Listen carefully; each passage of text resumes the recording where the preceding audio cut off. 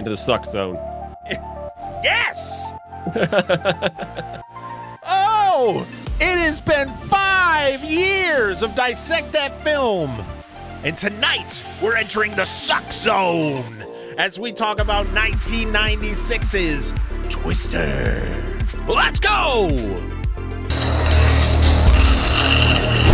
Flip the switches to maximum amplification as Parker, Dan, and Angela prepare for their operation. With trivia and plot points scrawled across their walls, laughter and debate erupts as the movie's drama calls. The world may call them crazy, minds gone astray, but genius and passion and madness all dance the same way. Now the show begins to rise from its broadcast realm, and you can open your eyes as we dissect that film.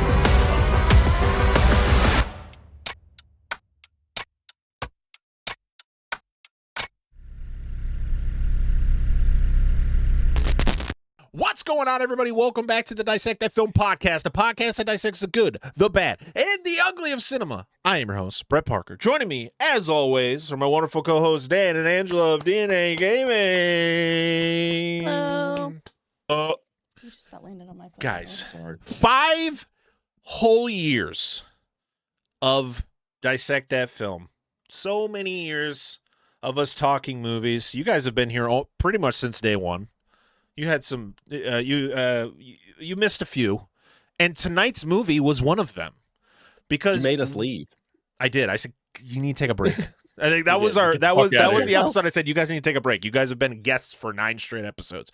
But yes, all the way back in June of 2021, me and my brother sat down for our 10th episode of, at the time, was the Parker Chronicles podcast, which was the same podcast, just different name. And we reminisced about 25 years of Twister. Today is May, whatever day you guys are listening to this, of 2026, which is May was the month that I first released like the first 4 episodes we ever did onto podcast apps. So I was told that was when our anniversary had to be, because technically we started, I think, in April of 2021. Yeah. But everybody's like, no, you didn't release episodes till May. That's when your anniversary is. All right, so I'm just following Who the rules. fuck says this? People are yelling at me. People were fucking screaming at me, Dan. They were like, it needs to be in May. And I was like, I'm sorry. All right. I'll do it. Hey, listen. Fuck you. You're a part of the story. He was here first. He fucking knows. All right? Get the shit out of here. That's like, dude. Never mind. No, It's like if I went to somebody and like, joking, you were Dan. born. I was born on this day. And I'm like, bullshit. I don't fucking remember. Of course you don't remember it. But I have my birth certificate. I don't care. No, that's what I meant. I know, right? It's like, listen, people were like, you were born on this day. It's like, I don't fucking remember. I just go by what everybody tells me. But no, it was a time. It was a time when I didn't know how to podcast. We were 10 episodes into this thing, and I still didn't know how to do this thing, because I went back and re-listened to that episode from all those years ago, and I'm going, holy shit, what the hell was I doing? I still don't know how to podcast, but I figured I'm a little bit better. 200 and what? That was episode 10, so that would be 223 episodes later. I feel like I'm a little bit better. But last year for our 4-year anniversary or something, I can't remember what it was. It was either our 4-year anniversary or our 200th episode, whatever it was. We revisited Godzilla 2014, yes, which was our very first episode of the show, and it was one of those things where it's like, what episode would be perfect for the 5-year anniversary? An episode that you guys weren't a part of, and something that seems to get referenced on this show a lot, and that is 1996's Twister. It's coming! Everybody underground now! Come on!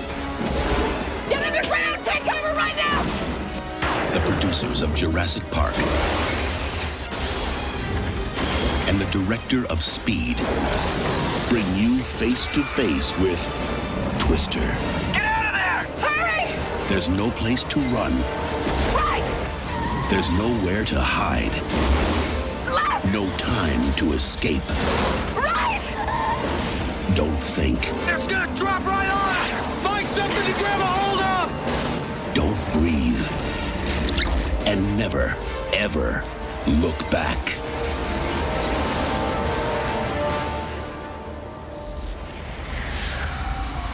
Twister.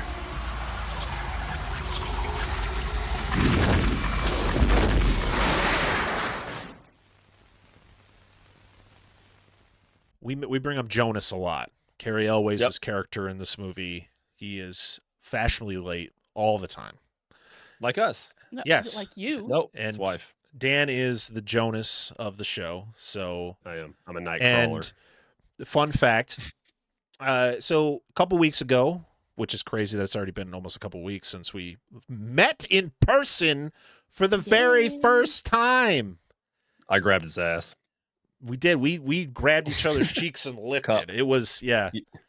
You got to get really Angela in and my there. wife are just standing to the side like, what the fuck? There were We children didn't make around. I'm used to it. We didn't make eye contact. It's fine, guys. We didn't No. break the rule. We closed our eyes. Just Mm-hmm.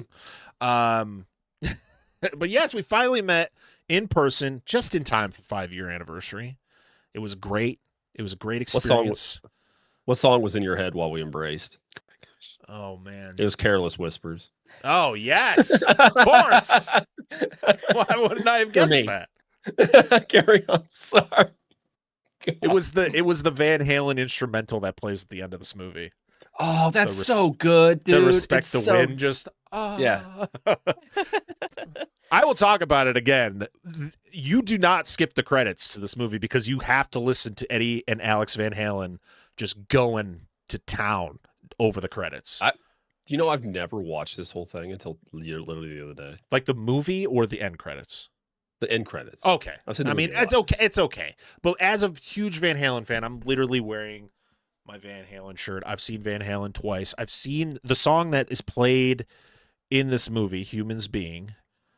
Oh, it's so I've good, seen it live twice when I saw them on tour in 2004 when I was a wee little boy. We Which side of it do you prefer?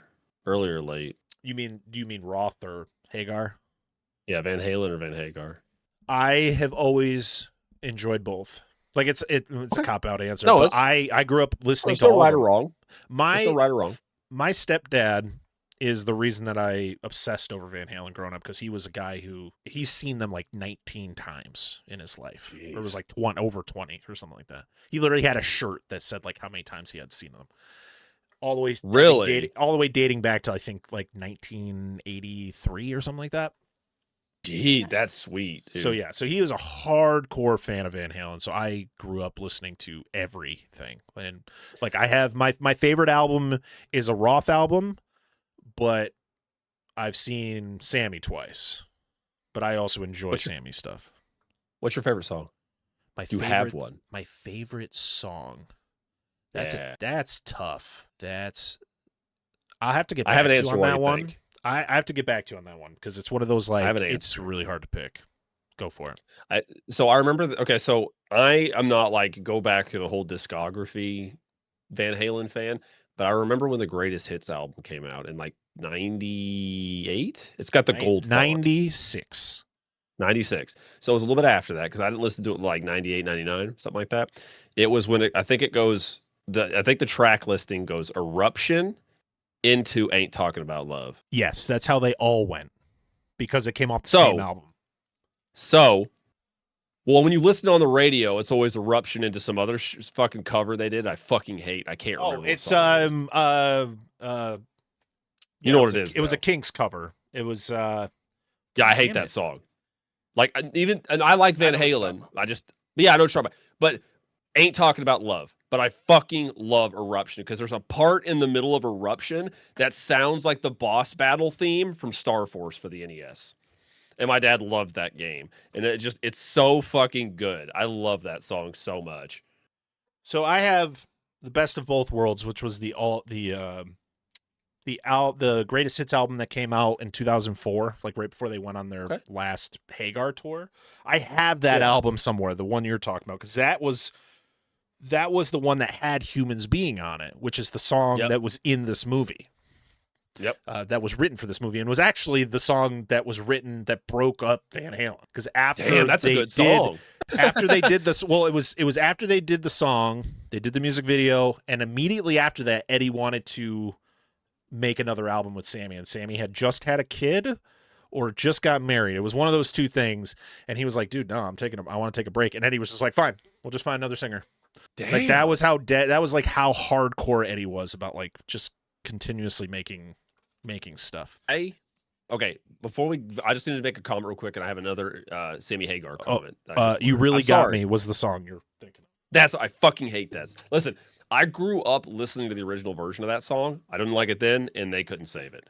So I don't like that. But anyway, I want to make the Sammy Hagar comment first. We learned today by watching videos on like obscure 70s bands, his original band, Sammy Hagar's. And I can't think of the name of it now.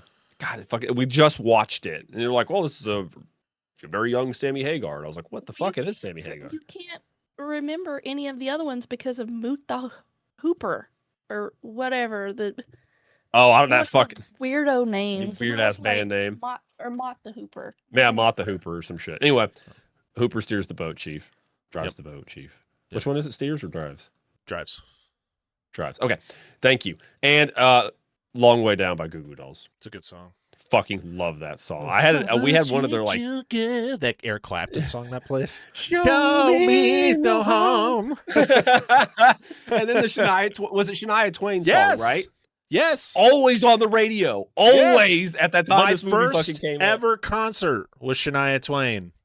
Probably around it was probably I was 8.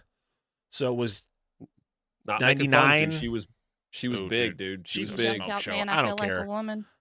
What was the song that was playing in this movie? It was oh fuck. It wasn't that the one that Angela just said. It was no. I'm blanking. Hardcore. Let me go to actually I think the Wikipedia might have the soundtrack. I know the scene. It's when they're getting the lemonade. Yep.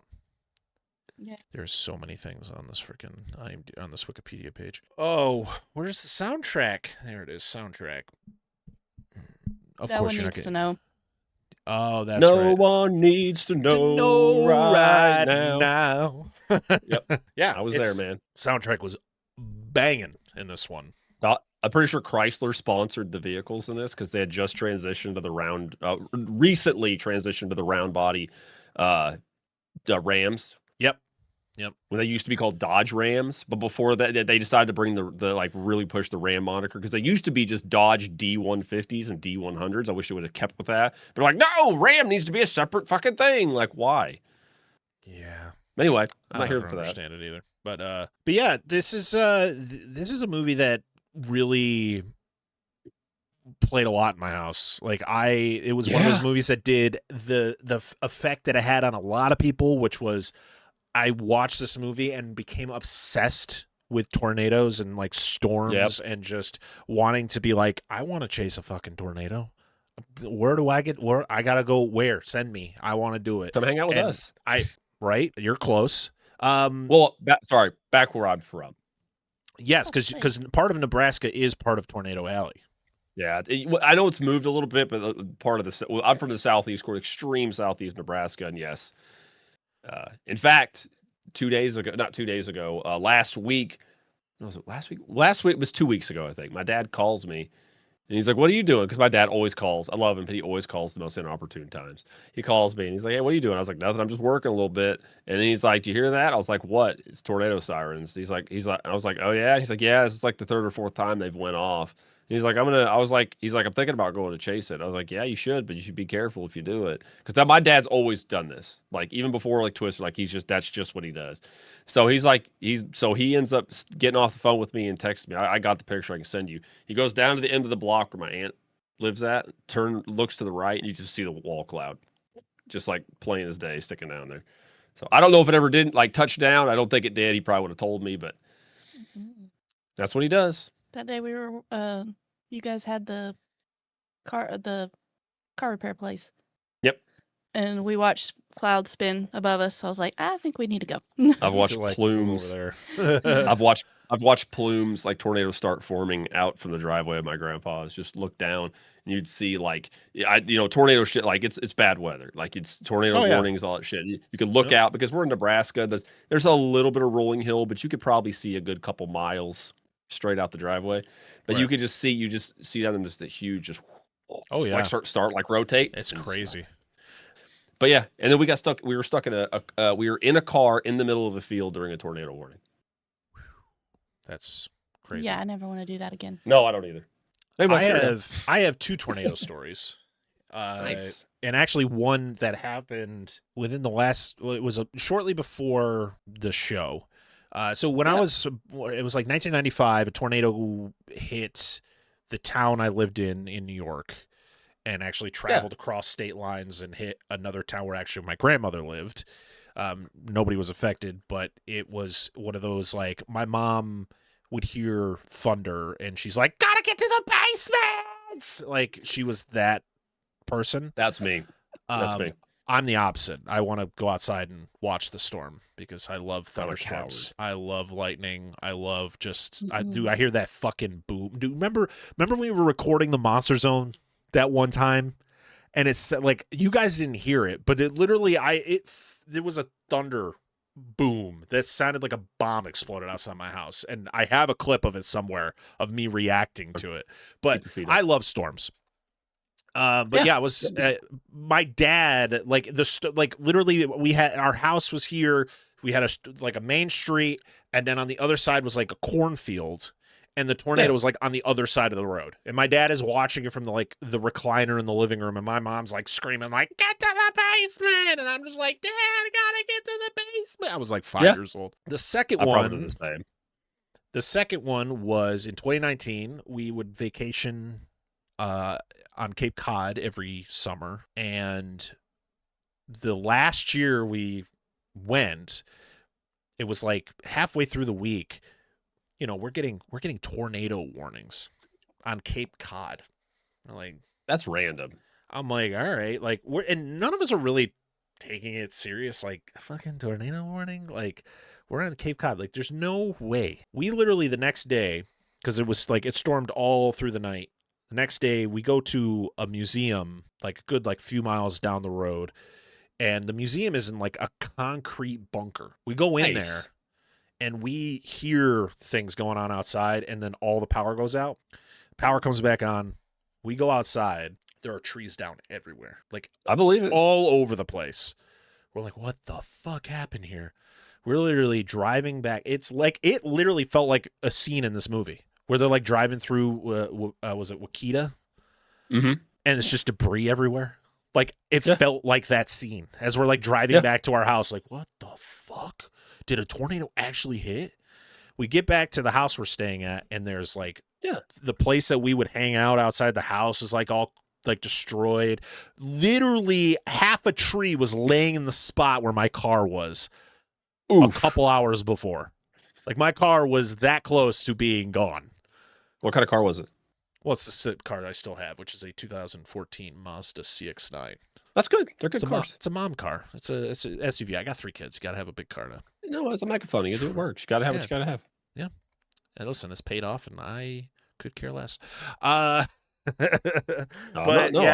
It was crazy. Like my brother and like the people who didn't go to the museum were telling me like their experiences and like thinking like the house was just gonna get taken, and it was it screwed up like the whole rest of our vacation.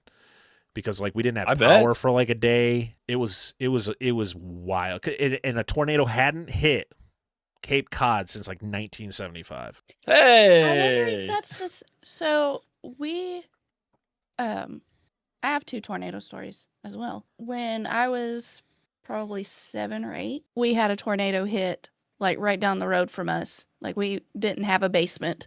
That was when I was living in Georgia. And I remember hiding in the hallway, but that was scary enough then because it was at night, we couldn't see. That was before cell phones. But then, what was it, 2012, 2013 when it hit? Here? Something like that, yeah. I brought it with me, I'm sorry. We had one hit here, and it tore up a bunch of stuff, but Mainly the school. He's like, we need to get downstairs. We were at my parents' house and they have a basement. Dad's like, oh no, we'll be fine. About that time, you see white go across the window out front. I'm like, I think that was it. For me, it was my perspective was different because it was tornado warning, and then they were talking about, you should probably get in the base because we don't have tornado sirens here. No. None at all. So tornado warning, and I was like, Victor was playing in the hallway, and I was in the living room, and your dad said, "Oh wait, nothing gonna happen." In that moment, we got a huge burst of wind. I'm assuming it's a downburst, a microburst or downdraft, whatever. Like a helicopter. And just fucking power went. I just ran to the hall. Victor was like, "Wah, get him!"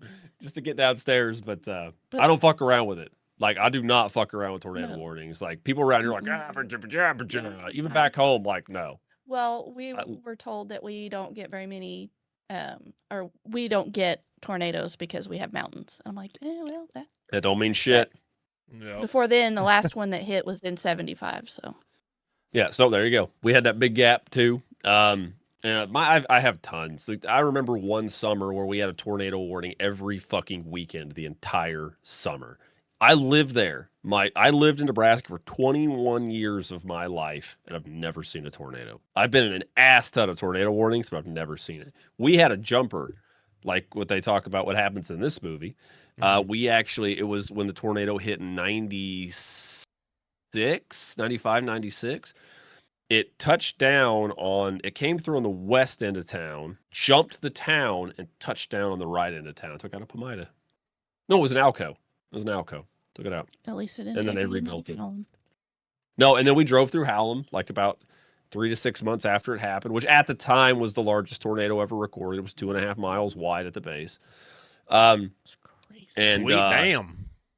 The only thing there, when we drove through, and again, this was 6 months later, and Hallam's an interesting town because it's Hallam, Nebraska. I've never been there but one time in my entire life. But I'll finish that thought here in a second. But we drove through, and the only thing was the grain elevator, the railroad tracks, two or three houses, and the rest of it was just foundations. And interesting thing about Hallam, which is a town of maybe 200 people or less before the tornado hit, it was the location of the second nuclear reactor ever built in the United States, which was converted to a coal plant just a handful of years after it was initially built. Wow. So fun fact. Never knew that. Grew up there. Never fucking knew it. But anyway, I have tons more, but they're not that good. Hallam was crazy because the person that recorded it from the grocery store or whatever, the little grocery store. Is that the thing where they ran inside the corner? Yeah. Yeah, that wasn't Wilbur. Oh, was that Wilbur? That was Wilbur, but the tornado went by. He's like running into this building. I'm like, dude, I've driven by this building so many fucking times. It's just down the road from where I used to take Grandpa. It's not Jack and Jill's. It's a little like a really small independent grocery store chain. But it's the small. I used to take my grandpa all the time because he's getting a little old to drive, so I drive him out there. But yeah, just straight down the road. I'm like, I know where that is. And there's a Casey's the other way. Anyway, go ahead. Casey's is awesome. Man. I fucking love Casey's. Well, I mean, now that we shared our tornado histories, what is your guys' history with Twister? Dear? I don't think I can count how many times I've watched this movie. Yep. I don't have enough fingers or toes. I'll touch your toes. No, and I don't even remember when I first watched it. I know it's been a while. This is a bad one for me because I can remember seeing Jurassic Park in movie theaters, and that came out 3 years prior. Mm-hmm. This movie came out 3 years after Jurassic Park came out. Yep. I swear I've seen this in movie theaters, but I can't fully remember that I watched this in movie theaters. But I've seen this movie an ass ton. I remember because my mom used to watch this show after school. God, I remember the episode of Oprah that had BillPaxton and what's her name? Helen Hunt on there, where they interviewed him about that because they showed the scene where they're trying to flee the F5 and everything's falling on the road in front of them. We got to get off this road. Yeah. So that scene, because I talked about it, I vividly remember that. For me, it was we had it on tape, and I watched it all the time. I wore that tape out. My grandma had it also, and I probably watched it at her house a bunch. Like, it was a very common tape to have. Even when you would go over your friend's house, like, they always had Twister. Like, I probably Everybody seen had Twister. it, dude. Yeah, I probably have seen this movie in more households than I've seen any other movie. Like, it was just, it was a movie that everyone enjoyed. Like, there was not a lot of people that was like, I'm not a big fan of Twister. Like, I don't like Twister. Like, nah, this was a fun time. I remember, I don't think I ever was able to do the ride. I wasn't sure if it was still a thing when I went to Universal the first time, because this was technically a Warner Brothers movie, but it was also owned by Universal as well. So they had a ride at Universal where it was kind of like, remember Earthquake? It was a ride at Universal. It was a movie, but then they turned it into a ride at Universal where you like ride different, you're on the subway and then like the earth starts to crack and things start tipping. It was that's what Twister was, where it was like things would just fall. Like it was the, I think the ride was the drive-in scene. That was primarily what you were doing. You were trying to survive the drive-in scene from the movie. And did you get to watch Shining? That's what it was. Yeah, because I've never seen The Shining. Yeah, yeah, he's never seen The Shining. So write that down. Yes, we're covering The Shining.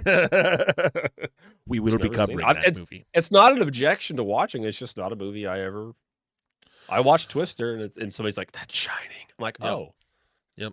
That was, I think, the first like watching this movie was my like discovery of The Shining. I was like, "What's that movie? I want to see that movie. That movie looks pretty terrifying." It was either this movie or the Simpsons Treehouse of Horrors. Oh, the Shinin. Yeah, the Shinin. Don't you mean The Shining? I'm not gonna get that. No beer, no beer, no TV. Make Homer something. Go crazy. Don't mind if I do.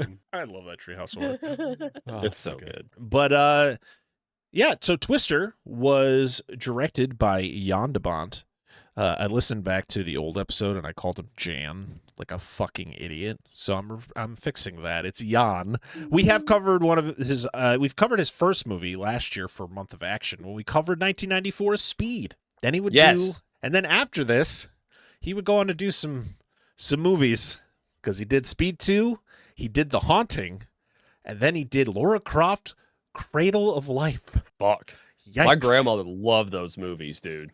I liked like Lara Croft the first Lara Croft movie. The second one I always thought I liked. I haven't seen it in like 20 years, so who knows. But Jan de Bont is an interesting fellow because he was a cinematographer for a lot of his career. And one of the craziest stories was he was the cinematographer for a movie called Roar back in 1982. Yes. Which was a movie that had real lions, tigers, and all sorts of big cats. And he was scalped on the set of that movie, where they had to literally stitch his scalp back on his head. Jan, your scalp's missing. No, I'm getting the shot. Yeah. Wild times. I heard that story. It's pretty fucking wild. The movie was written by Michael Crichton. Yes. The man who would write Jurassic Park. I'm trying to point at it. It's hard to point when you're looking at yourself on the screen. Yep. And I think it was is Anne-Marie Martin, I think is his wife. Could be wrong. Yes, it was Michael Crichton's wife. They sold their script to, I think, Steven Spielberg for $1 million. And Kathleen Kennedy came on board to help produce, which Kathleen Kennedy was involved in a lot of Steven Spielberg's, either the films that he was directing or even the films that he was a part of. Steven Spielberg, there's one story about Steven Spielberg in this movie. He wasn't on set, but there was a lot of issues during the filming of this movie. 2 cinematographers quit while this movie was being made, to the point that Jan de Bont had to shoot, like, he had to be the cinematographer for the final part of the filming, because because of the fact he was a cinematographer, him and the other cinematographers were just butting heads a lot. And then I guess there was just a lot of turmoil going on the set that a lot of the crew just walked off the movie. Really? And the legend is, and I say legend because it's one of those, like, it's never been confirmed by Spielberg if this actually happened, but supposedly Steven Spielberg flew to wherever they were filming, which I think was literally like Tornado Alley. They were filming in like the areas where this shit was happening. Credit for some of the shots for the special thanks to, they credit Oklahoma and Iowa. And Iowa, yeah. So He lands. He calls Jan de Bont, says, get to the airport. They said that Jan de Bont goes to the airport. Steven Spielberg doesn't even get off the plane. He walks onto the stairs on the side of the plane, reams him out, walks back on the plane, flies away. And Spielberg never hit the ground. Yes. Perfect. But it's such a crazy story to think of, like, Spielberg doing that. And it's like I said, it's never been confirmed by Spielberg that actually happened, but that's why we call it a legend. And it's a fucking great one. I think it's hilarious. He's like, straighten up, motherfucker. He gets back on the plane, like, okay. I mean, when you watch the behind the scenes documentaries on this, they made 2. If you buy I bought this Blu-ray like 2 years ago for $7 at Walmart. It was one of those like glow in the dark cover ones. Oh. And it's got a bunch of good special features on it. It's got the making of Twister. It's actually got the Van Halen music video on it. Nice. I remember seeing that. And then it has like a 20 year later documentary in 2016. It was a year before Bill Paxton passed. So he's actually nice. Go ahead. Everybody seemed like they were having a good time. So it's like, it's funny to hear these stories of like, it was a wild production. Maybe it was mainly just on the production side, not so much like the actors. Yeah, maybe. The music was done by Mark Mancina. Want to see my shocked face? Does he do this man did every score in the 90s. We talked about him with Bad Boys. He made one of the best fucking themes in action movie history. He did Speed. He did Con Air alongside somebody else, I think. I think Con Air was the one he did. It was like a co-op thing. But yeah, this man he's done scores for like so many iconic movies in the 90s. But as soon as you hear like the first like part of the score, you're like, oh man, I bet you that's Marky Mark.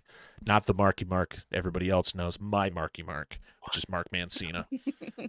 This guy could read. This guy can read. At least music, at least sheet music. We can guarantee that. Guys, you want to know what's absolutely bonkers, though? This episode is going to be out the day before the official 30th anniversary of this movie. This movie was released May 10th, 1996. It had a runtime of an hour and 53 minutes. It had a budget of $88 million, and it made $499 million at the box office. It made money. And guess what? They were like, we want to make a sequel. And everybody's like, we don't need a sequel. And I went, we don't need a sequel. And then 2 years ago, I think 2024, they were like, let's make a sequel. And they made Twisters. And I was like, very comprehensive on it. Because for one, I would have loved to see a sequel with Bill Paxton and a Helen Hunt back.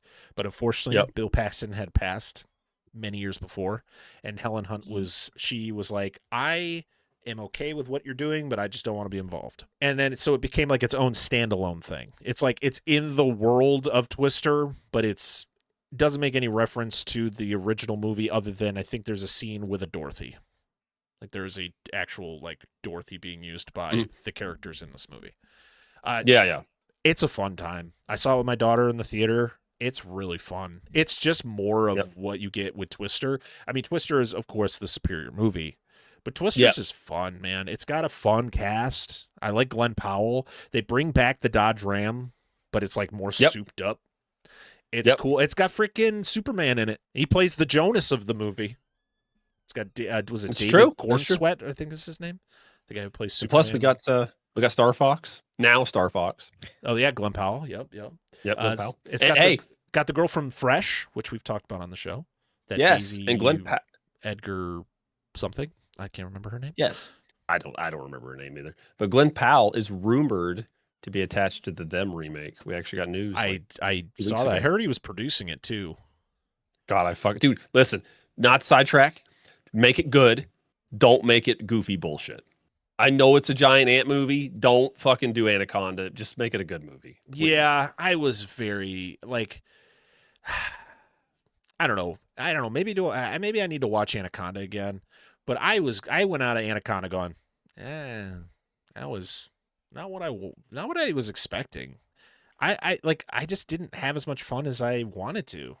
Like for what it was trying to do. It's like, we're making Yeah. a movie about people that want to remake Anaconda. It's like, cool, sign me up. And then it's like half the movie is not that. It's like drug dealers and shame. like drug cartels in the Amazon. And I'm like, what? Huh? Why are we here again? What's happening again? Like if you made a And- Twisters movie, but it was about like bank robbers most of the time. And Jack Black is like not very funny in it. Which is very unfortunate. And Paul Rudd is like the worst. I'm like, Oh, what is no. going on? Like fucking Steve Zahn was the best part of Anaconda. But Steve Zahn's also I need the to best watch part it. of most things he's in. So this was nominated for Best Visual Effects and Best Sound at the Academy Awards in 1997. Damn right. But yeah, it was the second highest grossing film of 1996. Don't know what I'm trying to think. 1996. What would have been the first? What would have made bank in 1996 to be the number one movie? And Lost World didn't come out till 97, did it? Yeah, but Titanic would have. Oh no, that would have came out before Titanic. Titanic didn't come out till December of 97, so it would have blew everything out in 1998. I don't know. Maybe we'll look it up at some point. So the cast. We have Helen Hunt as Joe Harding. We got Bill Paxton. I got it. Yeah, go It's ahead. Independence Day. Oh, that's right. ID4. Yep. It's a good one though. It's a good one. Hey, Dan, while you're looking things up, what was the main character? What was the not main character? Who was the guy in Jurassic Park who's with the Triceratops, with the sick Triceratops? What was that guy's Wait, first name? The actor or the character? The character. Ed Is- Regis. Not in the movie. Not in the movie. I don't think his name was Ed Regis in the movie. I think it was Dr. Harding. But I think Yes. I'll look it up. Yeah. it's just funny that there's two projects in back-to-back years where a character last name is Harding, and they both have Steven Spielberg attached in some way. Sarah Harding. Because our main characters in this movie are Joe Harding, played by Helen Hunt, Bill Paxton, who plays Bill Harding. You have Jamie Gertz as Dr. Melissa Reeves, Carrie Elwes as Jonas Miller, Lois Smith as Aunt Meg, Philip Seymour Hoffman as Dusty, Alan Ruck as Rabbit, Sean Whalen as Sanders, Scott Thompson as Preacher, Todd Field as Belzer, Joey Slotnick as Joey. Which one was Joey? Hang on, I got it. Let's see his face. Oh, Wendell- yeah, the, yeah. The nerdy guy. Oh, the one with like the high hair there. Kinda? Yeah. Yeah. The Okay. really curly blonde hair. Yeah. It's Gerald Harding. Gerald? Dr. Oh, Gerald okay. Harding. Okay. All right. Jerry. Wendell Josepher as Haynes, Jeremy Davies as Lawrence. He was recently in the Black Phone movies, but for me, he was Boulder in God of War 2018. Ooh. Really? He was, yeah. Interesting. There's a bunch of other like very behind the like, oh hey, that guy was in this. Freaking Jake Busey is in this movie. He's mobile lab technician in this. He doesn't even have a name. That's how little he's in this movie. And he's one of those like blink and you miss it. Like, was that him? Yeah, it has to be. Was that him? Was that? Yeah. Oh, yeah. Where? Yeah, there he is. That son of a bitch. And yeah, that's our cast. I don't know about you guys, but I think Let's roll it. we're going to do something a little bit different. So it is our 5-year anniversary. I kind of Okay. alluded to that in the beginning of the episode. And I reached out to our wonderful friends over on our Discord to send us something, like send us a little something to kind of, help us celebrate the special day. So we got some responses. And I think what I'm going to do is I'm going to read one, and then we will kind of go through some part of the show, and then like randomly I will just read another one, and we'll kind of like spread them out throughout the episode. So we're not reading them all because some of them are pretty long. So I figured we'd spread them out. What do you guys think? Is that a good idea? Sure. All right. So our first one we got was from our good friend Dustin from the Flicks and Friends podcast, Be Action, and Baron's Hideout, who says, one day I decided that it was time I dipped my toes into the podcasting hobby. Seeing all my friends doing it was like, hey, I like talking and I like movies. And boom, the Flicks and Friends podcast was born. Shows adding me left and right, being probably the best community I've ever been included in, and meeting so many new people. It was a bit overwhelming. Then I got a follow on all the socials by a show called Dissect That Film. And then the pestering started on my end. I want to say I started listening during the Jurassic Park Dominion days and haven't stopped since. So what an episode to start on. Jesus. I started on Dominion. I mean, listen, you started on Dominion and you went, I got to keep listening to this show. All the power to you, because there are probably people who listened to that episode and went, I'm never listening to this show again. Yeah, it helps me sleep. No, it was more the fact that we just absolutely annihilated that movie and people were just like, wow, is that what it's going to be the whole time? I just thought you meant because it was 3 hours long. Oh, that too. I mean, that's a fucking long episode. This 3 hour episodes. 4 years later, over a dozen crossovers and guest spots, month of action collabs, and even coming together to make something out of a public domain horror movies.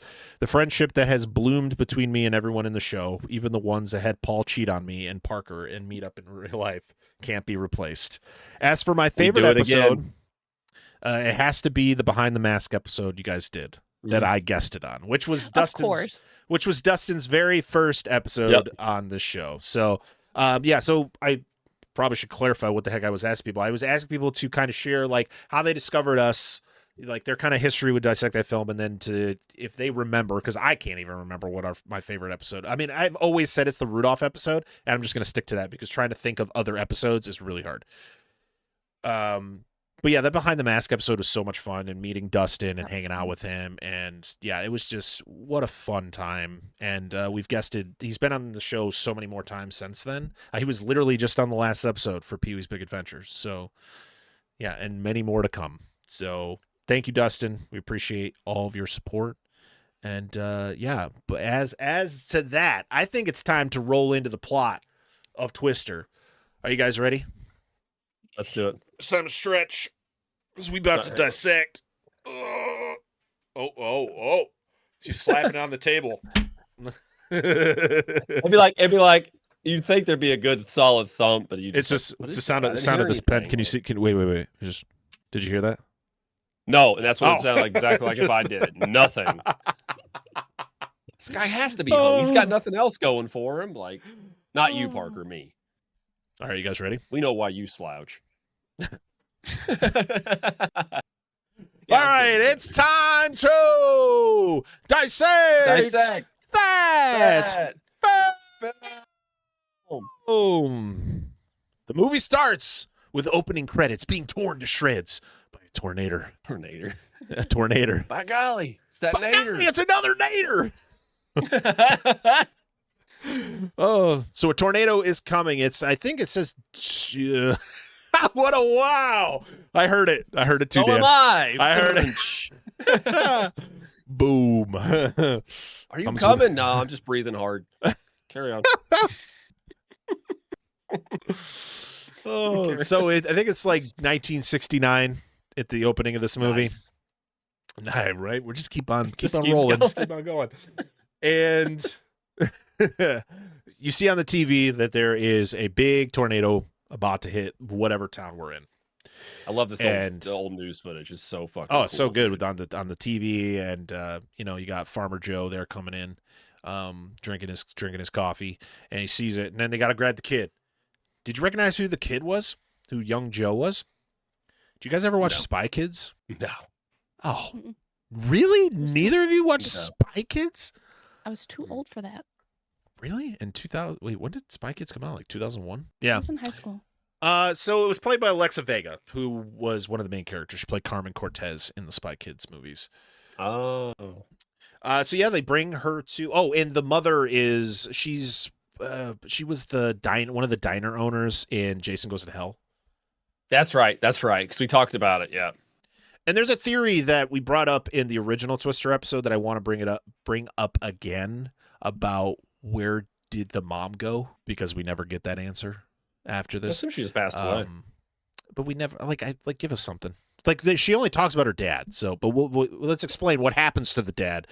They go to the storm shelter. They get the whole thing was like, oh, we forgot the dog, Toby. Get Toby. Toby Hooper. Sorry, what?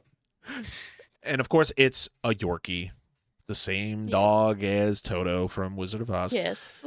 They go into the storm shelter, and the door starts rattling. Like the door's coming off because you see like the tornado is like right on top of him. And the dad's smart idea goes, I'm gonna go grab the door. I'm gonna go hold it because I'm strong enough to hold this door against an F5 tornado.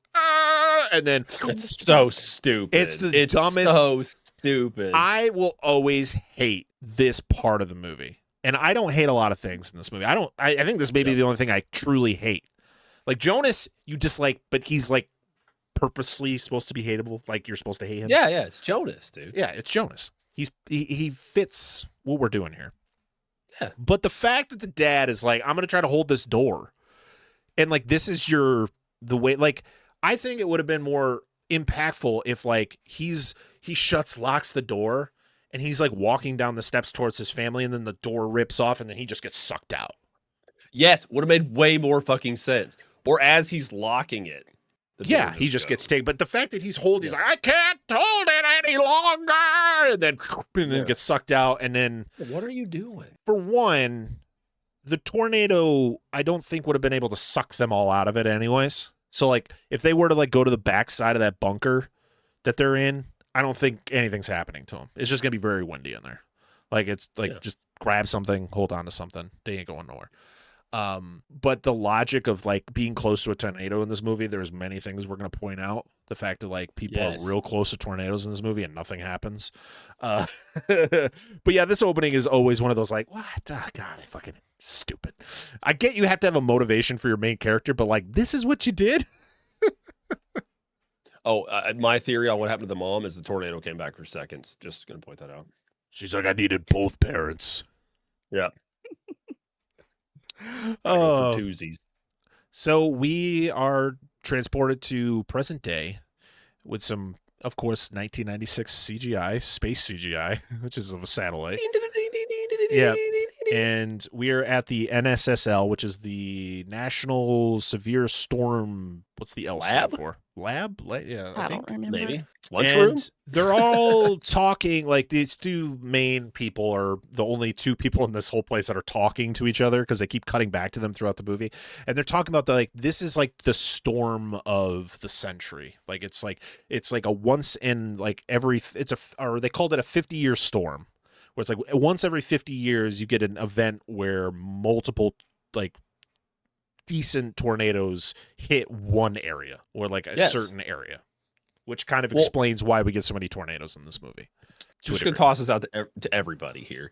Do you feel everything these guys do could have easily just been explained by everybody else in this movie? Everything that who does? The people at the National Salted Sausage. Oh, do you think are you saying like we didn't need these people? Yeah, like these could have been explained by Joe 100%. 100%. Carrie Ellis was scared, Jonas. Like it could have been, or Bill. Anybody could have said this. I think setting it up like this is fine, but we didn't need to keep cutting back to them. We didn't need to keep cutting back to them. I think that's the thing where you're just like, well, I don't give a shit about who are these people. Like I don't even think we get names. Like they're just the people that work there. Who are you people? I swear to God, swear to me. What the fuck? Oh my God. So we are now with we see this beautiful, red Dodge Ram. I think it's a 2500, like big fucking beast driving down the road. And we get that awesome score. Yeah, it's fucking great. Just fucking gets me all hyped up. And we're with Bill and Melissa. Why the Wizard of the Witch theme? Well, I think there's probably copyright issues, and you want to come up with something unique in your own. That's true. I mean, I'll allow it, but I'm just saying you could. I think it would have been more. I mean, we do get a Judy Garland reference in this movie. Do we really? We do. We'll get to it though. I don't want to spoil it. Does somebody say like something about a bunch of flying monkeys, and somebody's like, I get that reference? No. I mean, other than the Dorothy thing, there's another reference to her. Yeah. It says Toto, we're not in Kansas anymore. Yeah. But yeah, we meet Bill and Melissa, and they are going to see Bill's ex-wife Jo because she has divorce papers. Like he's waiting on her to sign divorce papers so that they can get married. Hold on. And speaking of this, listen, I'm no divorceologist here, but what was that again? Listen, the only knowledge I have on divorce is my parents being divorced for as long as I can remember, for whatever that's worth. Same. Which is nothing. That means literally, see, you understand. We're in the same boat. or truck. The question I'm wondering is, I'm pretty sure when you do those divorce papers, they need to be notarized. They have to be done in front of an officiate. I don't think they can just be signed randomly in a field. It could vary from state to state. I don't know. And maybe it's like papers that are to then get to the next part of the process. I don't know. It could be. That's so. If you're divorced and want to elaborate, anybody feel free. I'd like to know. I'll have to ask my dad. Why don't we get divorced? Find out. We'll get remarried. Seems like a lot of fucking work. Oh my god! I've been up with you for almost 20 years. I don't want to ruin that streak. That's true. That's all it is. Just a fucking streak. We ain't landed. It's just a numbers game. I don't actually like you. I'm just trying to keep this streak alive. Put up with you. Yeah, I think my wife does the same thing. I'm just here. Listen, can I say something real quick while we're doing this? When I met your wife, I don't know why I asked for permission. I just do it to be polite. When I met your wife, looks nothing like I thought she was gonna. Really? She's been on the show. I thought she was just hands. Because we've only ever seen her hands. I thought she was hands. There she is. I'm just gonna like poke something out of here and just be like, oh, this is my wife. Just hello. Yeah, no, you could anytime just have one of your kids walk in with like a fake pair of hands, just come in like, oh, his wife. Oh my god. So we then meet Jo and her crew, and they all have names. They're so good, dude. We have Dusty, who is of course like he is the main guy of this band here. And of course he's played by Philip Seymour Hoffman. And he's just the best. Fucking awesome, dude. The extreme. Dusty, I want you to explain to Melissa why you are the way you are. He's so fucking good. He's so good, dude. He's the best. Even though he's a goofball this whole movie, his acting is so good at this character. Just where he laughs in his mannerisms, like not just him laughing and stuff, it's how he reacts. It's like later with the flipped over truck. When we'll get to the scene where he's like, that's intense. That's intense. And he's like laughing and shit about it. But he's great. But he even has those somber scenes where he like walks in and has to give like a serious, like tell another character something serious. Like he's so good. He's so good. Alan Ruck, who plays Rabbit. Rabbit is good. Rabbit is wise. Sean Whalen, who plays Sanders. Sean Whalen, I mean, he's been doing a lot of like little indie horror movies recently. To be honest, I feel like I could reach out to Sean Whalen and get him on the show. Like, like pretty easily. I might try. You know the only thing I remember about his character? I don't even remember. Yes. I didn't fold the maps. Don't fold the maps. No, the only other thing I remember about Sanders is just that one scene where something's going on and you hear in the background, "This is Sanders, this is Sanders." Like that's all I remember from that shit. To be honest, I forgot his name, so I never even realized it was him.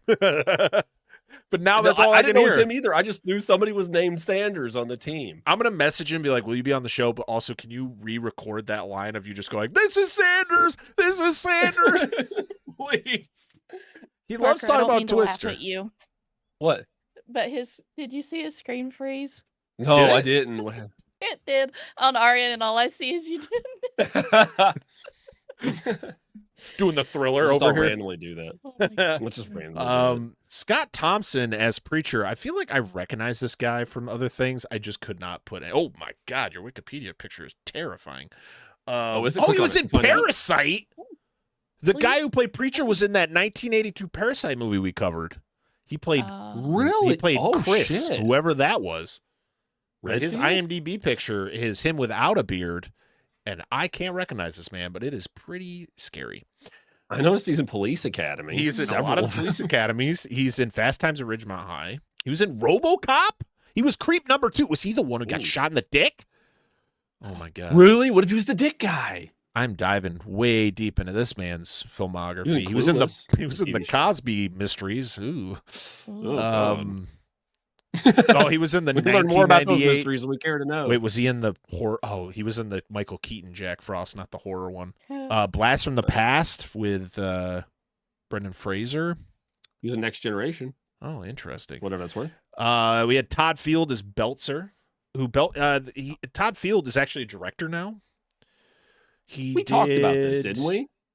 Yes, I think Yes, we did. so. He directed a movie in 2022, which was, I think, nominated for like Best Picture, called Tar, with Kate Blanchett.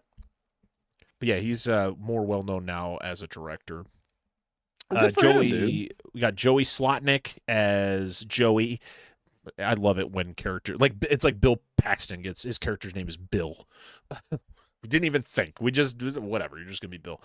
He was in Hollow Man, which is a movie I really fucking want to cover on this show. Like, I love Hollow Man. It is one of the best Invisible Man remakes ever. Yeah, it's got bacon in it. Invisible It does. bacon. It sure does. We have Jeremy Davis as Lawrence, which, to be honest, he's the camera guy. She's just like, I don't know what. Well, you got to clean the zoom or the lens or whatever. He doesn't say a lot in this movie, but it's pretty good. He's the guy that hides in the truck, isn't he? He's the one, where Joe has to like rip him out. Yeah, and then I feel like he's the new Josepher. Is Haynes the other woman? I think. Because I'm trying to think. I think that's the entire crew. Yeah, when Haynes is the lady. Yeah, I just think that guy is the new dude. He just feels like he's the new intern that got picked up for the job. He's kind of like a kid. He's probably an intern, probably in college or something. Yeah, he's like, I'm just doing this for credits, and he's like not really wanting to do storm chasing. He wants to do like other aspects of meteorology, whatever there is else in meteorology. I don't want to die in a tornado. Yeah. But we meet them all, and of course, Bill leaves Melissa with Dusty, and he goes over to see Joe, who's messing with the Doppler, and she's surprised to see him there, and of course, he's just like, hey, I've come to get the divorce papers. Have you signed them? And then you get this whole thing where you can clearly, from this moment, you can clearly see she's trying to stall the whole process, because she is like, he's flipping through the pages, and you know 100% she purposely didn't sign that one page. And then she's got to look at it and read it. And he's like, what are you doing? She's like, I'm reading it. He's like, you read it back in December. She's like, I didn't read it back in December. It's like this whole, like, these little things that are going back and forth where you're like, something's fishy here. Doesn't want to let it go, man. Yep. And then she brings up Dorothy, and he like lights up. He's like, she's here. Yeah. And you think it's like alluding to like a kid or something, right? Or something like, that's what you think they're getting at. But instead, it's this device that holds these little sensors inside, and what it's supposed to do is a tornado is supposed to suck it up. The sensors go in there, and it measures out what a tornado does. Like, it's pretty much like studies the inner workings of a tornado. It's an upside down Christmas tree. Yeah. And there's I love the moment though where she opens the top and it narrowly misses Bill. Yeah. It's just perfect. And like everybody is just so pumped. And then of course we get the first call that there's a tornado somewhere. And so they go. And I'm trying to remember. We get the whole moment where Bill and Melissa are walking away as everybody's driving away, because Bill's like, "Yeah, this is what they do. This is not what I do anymore."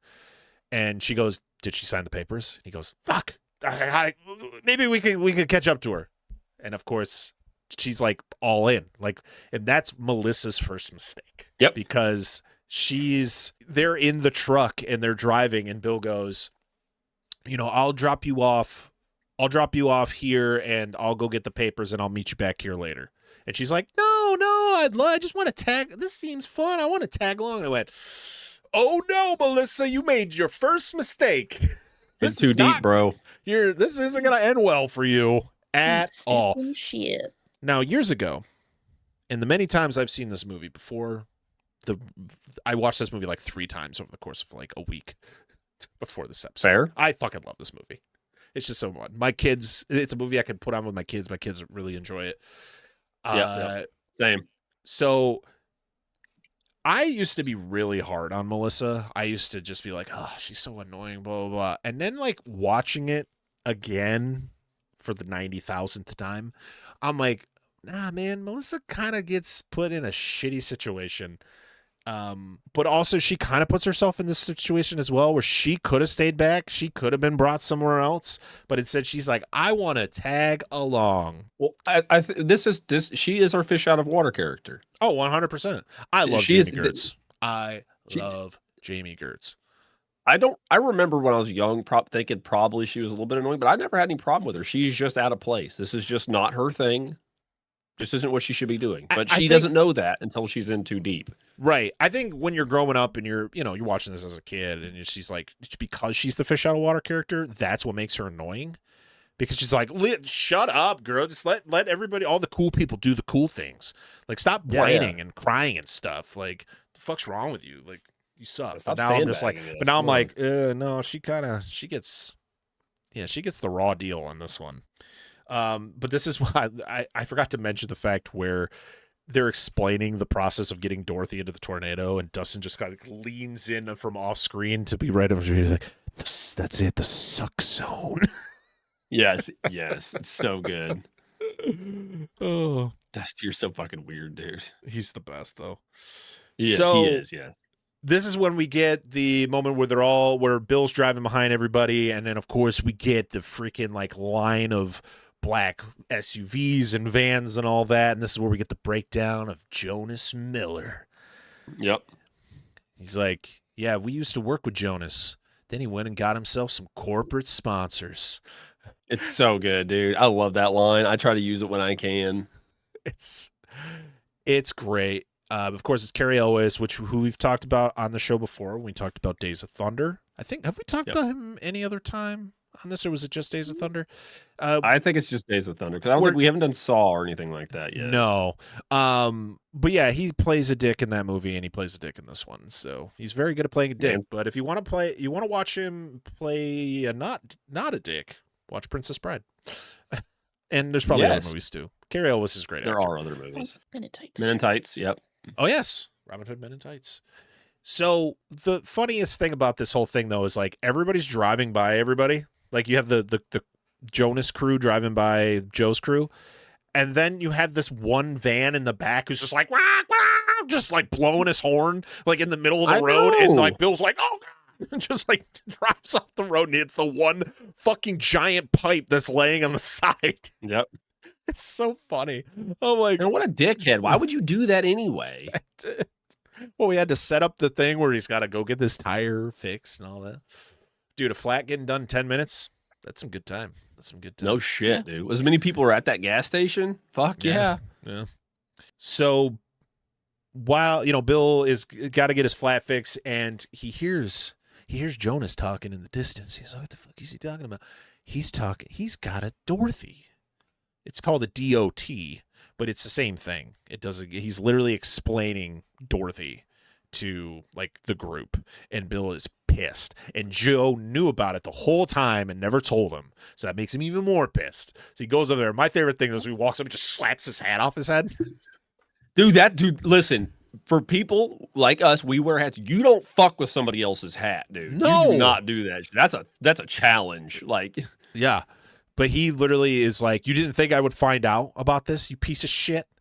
And you son get the of a whole bitch, thing. You took her, you thief. Yeah. He was like, it was my idea and you knew it. Unrealized idea. Unrealized. Yep. He's just he's so slimy. But he's a little still one of my- he's a little weasel. That's what I consider Jonas. He He's a fucking weasel, dude. Because we get this whole thing where he's breaking it down. Then of course he's like being Mr. Tough Guy around all of his, I wouldn't call them his cronies. It's just the guys that work for him or work with him. And they're like laughing like bullies, like yeah.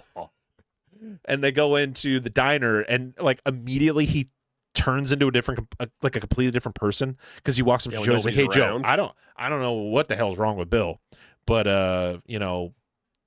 I just want to." And then he just goes, "Oh, I just wonder what direction you're going to be going." She's like, "Oh, we're just going to be sharing information with each other." It's like, I'm going to be going southeast to the counter. It's so good. Yes. But yeah, it just shows how slimy. And it just shows like he's not Bill. Like Bill is way better at what he does than Jonas. Like Jonas literally. Extreme. Right. Yeah. But also, as Bill explains, Jonas is in it for the money, where Yeah, he don't Joe give a and shit about Bill are in it for the science. Yeah. So we get this whole thing where Joe and Melissa are having a conversation, and then Melissa just flat out is just like, "You're still in love with him, aren't you?" I don't blame you. And you're like, damn, girl, you're just going straight for it. And Joe just is shell shocked for a second, like, Incredibly awkward conversation. yeah, just like, we're together. She gives like the waitress the money. It's fantastic, but I love it. Bill's out there with the dirt in his hand. He's like tossing. He's like trying to figure out what direction the wind is blowing. Like he's the fucking extreme for a reason. This man is. Yep.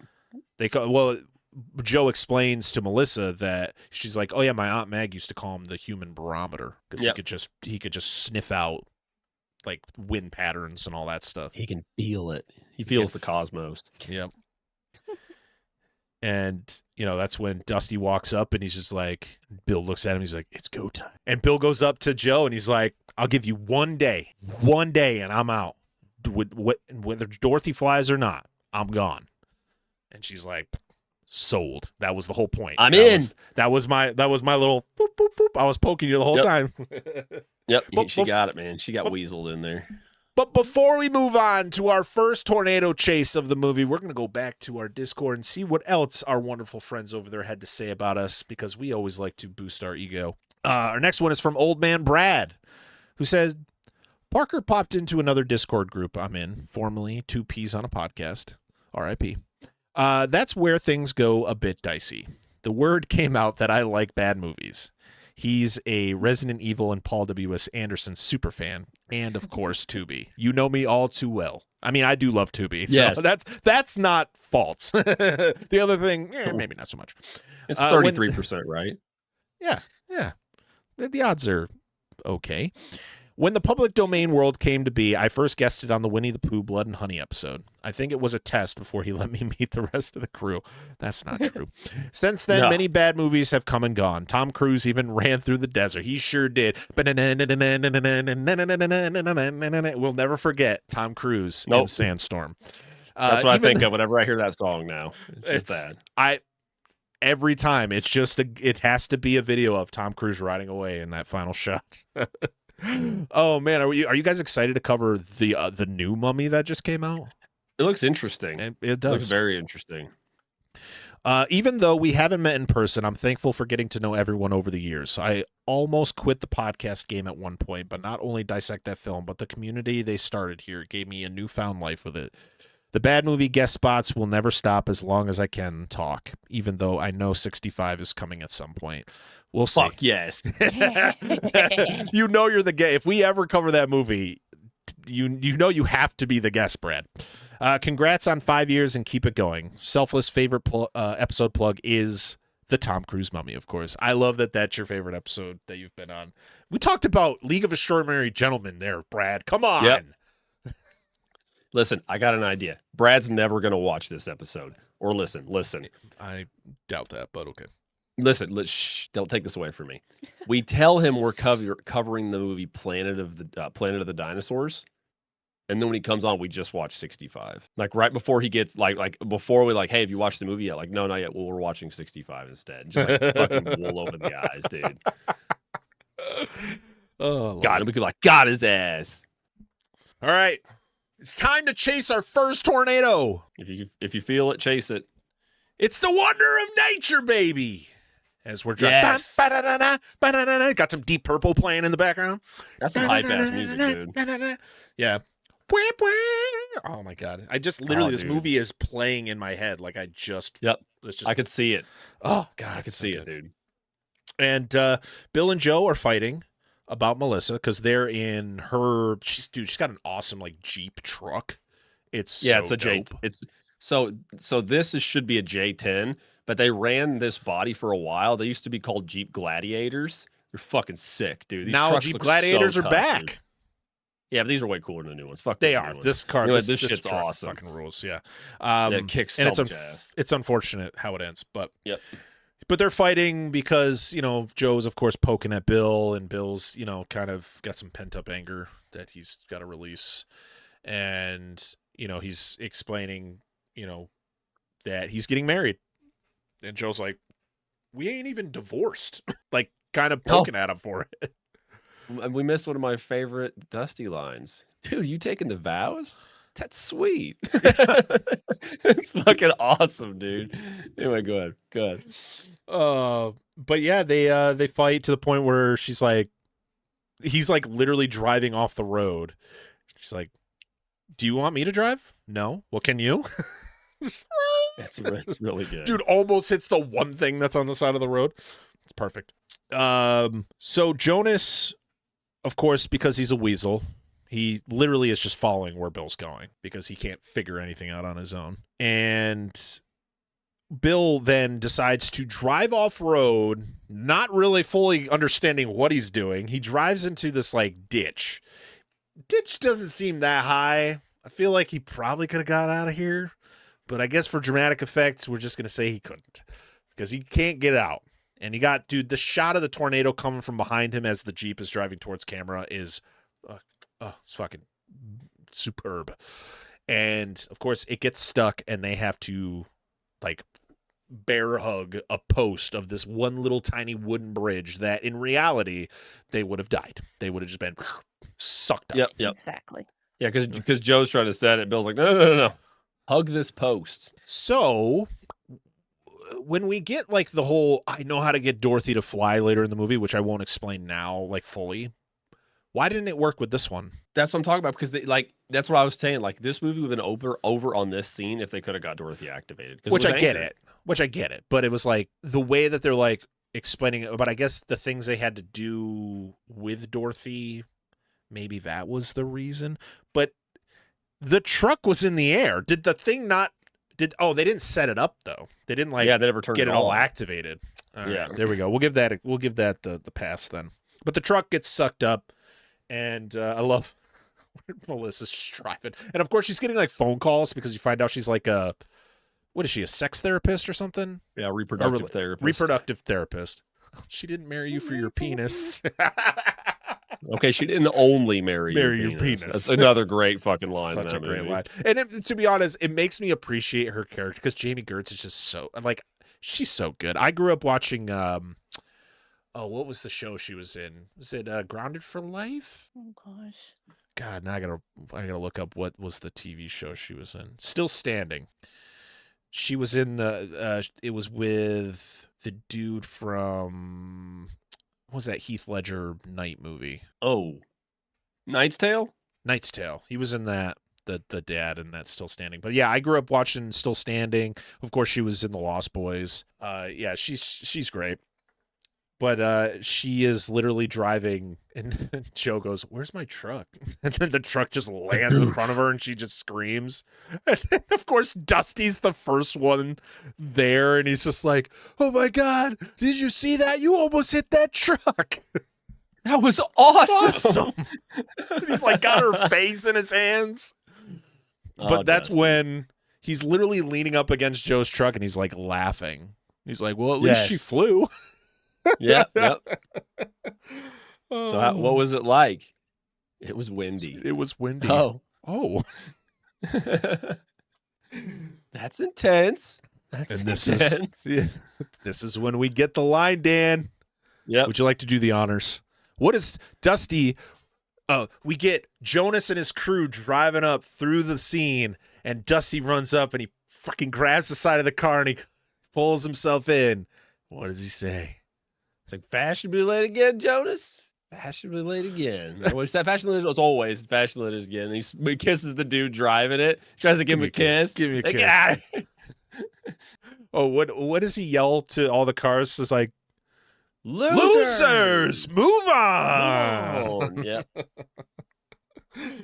So this is when we get the whole thing where you have to have this like little moment where, you know, they need to put the next Dorothy in another truck, and Bill is the only one who has the truck that's usable, and he's like, don't even think about it. And then of course the next shot is a Dorothy in the back of his truck. The only thing is, if that's a brand new truck, unless he bought it outright, if it is under a banknote, it has to have full coverage. Okay, interesting. You can go look. At least that's how it is these days. I'm assuming it was back then because that's just coverage for the bank. I believe you. So yeah, Dorothy is being transported in the back of Bill's truck, and this is when we get our second chase. But before we get to our second chase, let's see what our friends had to say. about us. Hello, friends. Our next one is from our good friend Spicy Dan, or Daniel Collins, who says, I first heard of Dissect That Film through Anna and Cinema Slab. Then I remember listening to Gimme Back and also hearing about Dissect. When I was like, well, this podcast sounds fun, I need to give it a listen. I have been a fan ever since. I first listened, so many great episodes, but a favorite set of episodes for me are the Resident Evil ones. Of course they are. Of course they are. The pain and anger, if I remember correctly, is just podcast gold to me. I love it. Of course, getting to be a guest on Underworld Blood Wars was amazing and fun. Happy anniversary to Dissect That Film. Thank you so much, Daniel. And Daniel will be back on the show very soon because there is a animated movie that is celebrating a big anniversary that has a bunch of giant fighting robots.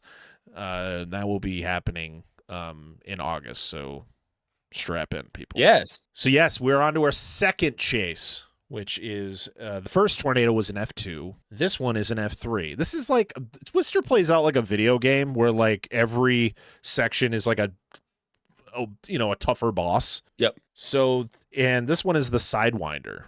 This one is like changing directions drastically. And then they are driving like over a spot where there's like two bodies of water on the side. And then you have like the water funnels. Yeah, because one of them splits. Yeah, and then there's we got sisters. On each side once. Yeah, and then there's one on the right-hand side, too. So there's 3 tornadoes in total, technically. Well, technically, the ones on the water aren't considered tornadoes. They're called water funnels. Yes. But they're a fucking tornado. I don't care. They had made contact with dirt at some point. Yes. And this is when we get the iconic cow shot, where a cow flies by and they go, cow. And the cow flies back across again and says, another cow. I think that was the same cow. So the animation for the cow is a reused animation from Jumanji. It was actually, if you watch Jumanji at the very last scene, when all of the things are being sucked back into the game, there's a zebra that flies in and flies around the room. That's what they took. It's that exact animation from that shot, and they just reskinned it with a cow. Okay. I'm fine with that.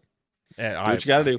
Hey, I love it. I mean, so all the CGI effects were done by ILM, which, of course, ILM responsible for Jurassic Park and many, many other things, Star Wars, all that. You know, you think of special effects, most likely it's either Weta or it's ILM. There are others. Yep. I know there are other effects houses out there. That's why I didn't name you guys, but ILM, big deal. So yeah, we get the cow. I love the cow scene. So they get hit by one of the tornadoes or the water spouts that come off of the water, and you get and of course they're not very powerful, so it literally is just spinning the truck around and around until it disappears. And of course Joe and Bill are pumped that this just happened, and Melissa is the opposite. She is very much not a fan of what just happened here. She's like crying and everything, and she is definitely regretting I just want to tag along. Are you regretting your decision now, Melissa? It seems like everybody else. It seems like everybody's having fun except Melissa. Yeah, she's the downer. I'm just kidding. She just doesn't know. She's like if she was a tornado person, she'd probably be, could be scared, but she'd be more excited about what happened because she would understand. Like it's a unique phenomenon. My favorite though is after this event happens, she gets out and she's like, I thought you saying you chase tornadoes was a metaphor. Yes. I didn't think you did this for real. Before we hang out with Aunt Meg and get some food, let's go over to Discord because we got another message from our good friend Anna, who's from Baron's Hideout Podcast. She is a big part of Give Me Back, my podcast, and so many other things. She's a scream queen. She says, I remember hearing about y'all through listening to Give Me Back, but can't remember the exact specifics. Much like the rest of us here, we all just showed up one day and said, we're friends now. Yes. Y'all have been around for the majority of my time in podcasting, and I wouldn't have it any other way. I will miss when y'all complete the Friday the 13th series, as they've They are always my favorite episodes. Here's to another 5 years and beyond. Thank you so much, Anna. Yeah, we love the Friday the 13th episodes. There's probably, like, if I think of like a series of movies that we've covered that have been like really fun every time, it's probably the Friday the 13th. They're just, I mean, having John from Dewey Pod Monster, having Stu on for those, and we'll get some other guests for Friday the 13th episodes, but they've been a lot of fun, and it's always good to get those messages to be like, I love when you guys cover these movies. Like that's what's like, oh God, hopefully we do them justice. Part 5 right now is like one of the most popular of like the last 3 we've covered, which is crazy because we covered part 4, which is like a favorite of a lot of people's. So the fact that part 5 is getting a lot of love, hey, appreciate you. But yeah, if you want to check out episodes that Anna's been on, she was on For the Craft a few years ago, and she was on she was actually on the season premiere for this season for It, the miniseries from 1990, and then she was on the season premiere for season 3 last year for Alien Romulus. So she's been on a few times. We've also talked about The Last of Us together. I've been on her show talking about shows. I think I can't remember. I'm trying to think of the show that I watched. The Boys, I think. Oh no, Yellow Jackets. I hung out with her talking Yellow Jackets. So yeah, we've done a lot of stuff together. She's awesome. And I've met Anna in person. Met her last year at Salem Horror Fest. So that was cool. I think she's the closest one around here. She is to us. To you guys, yeah. She's our neighbor. Doesn't even like us. She's like, I don't want to do with these assholes. No. Like, I don't blame her. No, I'm just kidding. Just kidding. Oh no. Well, guys, it's time to go get some food. At Aunt Meg's house. I love this. I love this because it's like we're not going to invade my aunt. Food. It's so good, dude. And we get to Aunt Meg's, and God, I love Aunt Meg. I love this actress. I think she is, was it Lois Smith? I'm trying to think of like other things that she has been in that I remember. Oh, she was in Minority Report.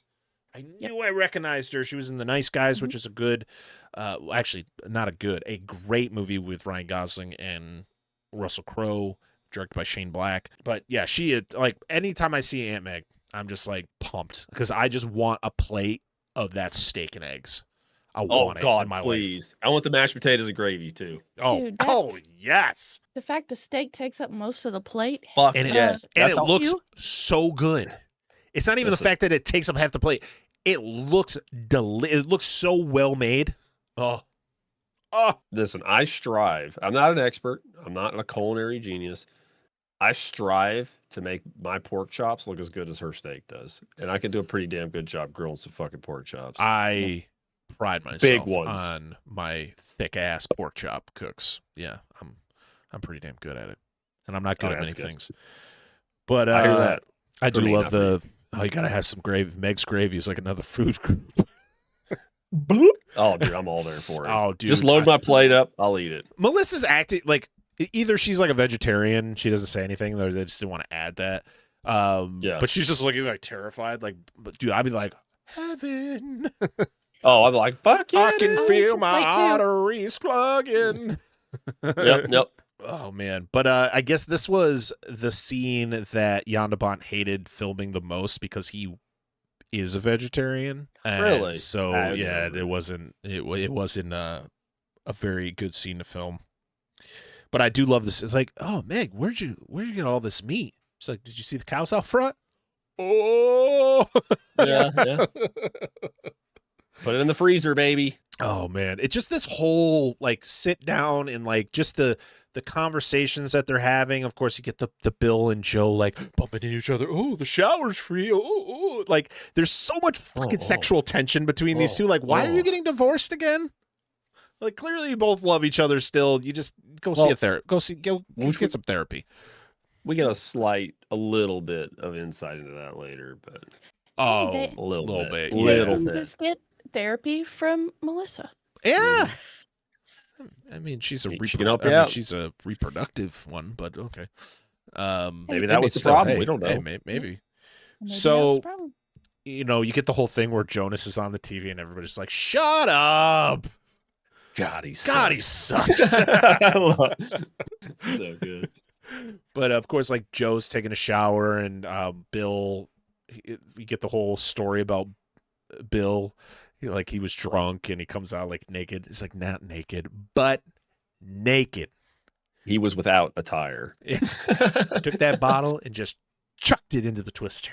Twister, the movie, the title of the movie is mentioned many times in this one. Yep.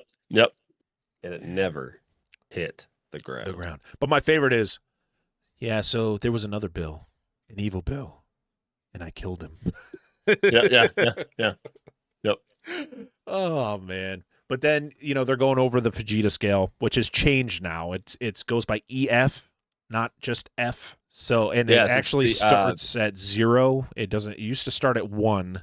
It was F1 to F5 at this time. And now it goes from F0 or EF0 to EF6, I think, is the highest. It's like it's like enhanced Vegeta scale or something. Yeah, or something like it's that. yeah. So the original was like how much damage a tornado cost. That would be kind of how they classified it, or like how wide it was, or whatever. So they go through the whole thing. They're like, "Oh, what was that one? Oh, that one was probably in a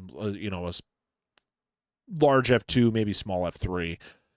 And then Melissa's like, "So is there an F5?" And everybody's like, "It's like, oh, this part I don't like.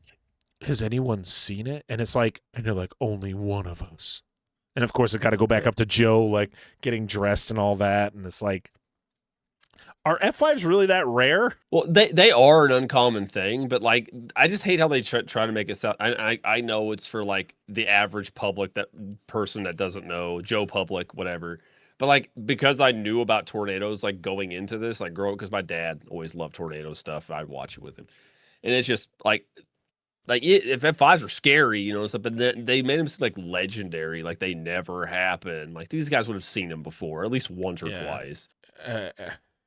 It's funny though, because like the only way they would have known about it was if Joe told them that that's how her father died, was from an F5. So it's like them kind of being like, oh, an F5. Yeah. Only one person has seen one of those. And it's like, did she actually see it?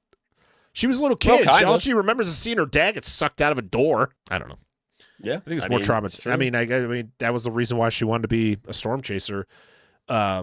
It's one of those things where it's like, it always feels like it's like Joe is trying to fight the tornadoes. Like she's like ready to fucking battle it. But in reality, it's just they're trying to study tornadoes enough where they can they can make the warning longer. Like people can get warned more in advance, which is kind of what you do. You're never going to stop a tornado. You're never going to be like, which not to spoil Twisters, but ultimately that's what they're trying to do in Twisters. Is they're trying to stop tornadoes. They're trying to build devices that'll they throw it in the tornado and then it just turns it off. Yep. And done. And we're done. Yeah, flip that switch. So it's still a fun movie. Seriously, check it out. Twisters is fun. Just don't compare it to this, because it's not linked to this one. It's just another tornado movie. There's very vague references, and then that's it. Oh, yeah, you guys saw it, right? Yep. Yeah, I watched it in theaters. Yeah, that was a good one. Maybe we'll cover that on the show at some point. We could always do. So we already did that one.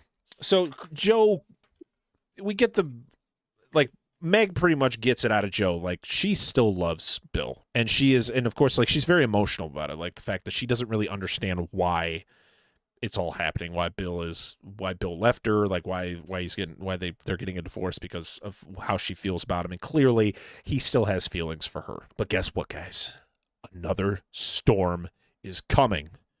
It's tornado time. Yeah. And that means got to put some steaks and eggs in some Ziploc bags and give them out to all your kids before they go to school. And then they got to go. And I'd do it. Yeah, I love when Melissa walks out and she's just like, it was really nice to meet you. It's like, it was nice to meet you. Now run. Yeah. But before we get to our next tornado chase, I think it's time to read another message from our friends. Our next one is from our good friend Nicole from Doom Generation, who says, we came up in the pod game with Dissect That Film. Y'all started just before us. Our 5-year is in June, and yet they are absolutely annihilating us number wise. So Yeah, hey, in your face. We at least beat you on that. No, I mean, like we started before. That's okay. So we got one thing. No, wrong. not Okay. numbers. All right, Yeah, all they're right, beating our okay. ass. I got you. I got you. I was like, you yeah, gotta take that. they bent us over their knee and just getting a red ass. Yeah. No, we love You gotta Two take that Generation. where you can. Dude. Their show is amazing. I is. listen to their show every week, and yeah, Nicole and Tessa are two of the funniest people in podcasting. So check out their show. Why don't they been back? They have been back. Oh, you mean on our show? Because scheduling is hard. Yes, it is. They will be back on the show. We will make it happen. It's just certain people are harder to schedule than others. And also, I've been really bad about asking certain people because it is more difficult. But I digress. But you're certain people now, just so you know. They know. They know. They know. Kidding. I'm just kidding. But yeah, we met on Twitter. You were always so supportive and had such a positive energy. Oh, I try. We guested on the Mrs. Doubtfire episode, and Brett won our Jaws giveaway, which the shark I won is right up there. Right? I don't know if you guys can see it, but he's right in front of that Turtles poster right there. Do you see him? Sure. I won that. I can't. You're small. Nicole made that shark. Pretty cool. Nice. We're mutual patrons and have mutual friends and listeners, and we'll be friends to the end. Absolutely. No, it's not the end yet. It's not the end. But happy 5 years, y'all. And yes, in June will be Doom Generation's 5 years, so make sure to give them a big congratulations as well. Yes. Because they rule. Thank you so much, Nicole. So, where are we? We're on another storm. And we also get to hear the score play the rhythm to Humans Being by Van Halen, then it turns into the full-on song, which I fucking love every single time. Good, dude. Bam, bam, bam, bam, bam, bam, bam, bam, bam. Yep, it's a fucking great song. I've seen this live. It comes twice. up and you start singing it. It's so good. I love it. The song is weird, by the way. Like, if you ever read the lyrics to the song, it's a little different. Like, all right. Sammy was never the strongest when it came to his songwriting. But this is when we get the whole thing where, Joe's asking Rabbit for directions, like how to get to certain places. It's just, this whole back and forth is great, but this is where you get the Rabbit is good, Rabbit is wise. Rabbit is wise. What road are we on? This is like what road are we on there? It's like I use that occasionally. It's like, where are we going? He's like, I don't know, as he's like just grabbing maps. It's like it's on the other side of this tree row. Like what? They're like driving through a cornfield. Oh, what does he say? Where they're like, on the other side of what? Kansas, the bearded lady. What? Yes. They drive through the cornfield. It's like, oh, it's on the other side. And as they do, they literally pull out, and there's Jonas's crew there. And then Jonas is like, "What are you trying to do? Kill us, Joe?" And it's like, God, fucking Jonas. This guy sucks. And so yeah, they are able, they pull alongside of him, but then Bill gets his sixth sense about like where the storm is going to be, so he hits the brakes, and I'm like, everyone's got to be pretty far behind him because he slams those brakes. There's no way everyone knew he was going to slam the brakes. No, the cinematography would have you say otherwise, because this next scene is like so right behind up. him. Yeah, they back up, and then the moment they turn on the road and gas it, they're right behind him. Yeah. It's like, where were they before? But in the cornfield. They're still in the cornfield. I don't know going in circles. What's going on Bob's Road. Dusty is still lost. He just wasn't. But Dusty, turn off the song. It's sweet, but we gotta find you. So they got to go set up Dorothy too. So they have everybody hang back and they go up this one road. I do love the behind the scenes though, where like if this was filmed during the day, so like this entire road is just sun, clouds. This is all done with visual effects. Interesting. The hail is really cool as well because they couldn't find. They had to literally get giant blocks of ice that they would shave down, and then they would just kind of shoot them out all over the road.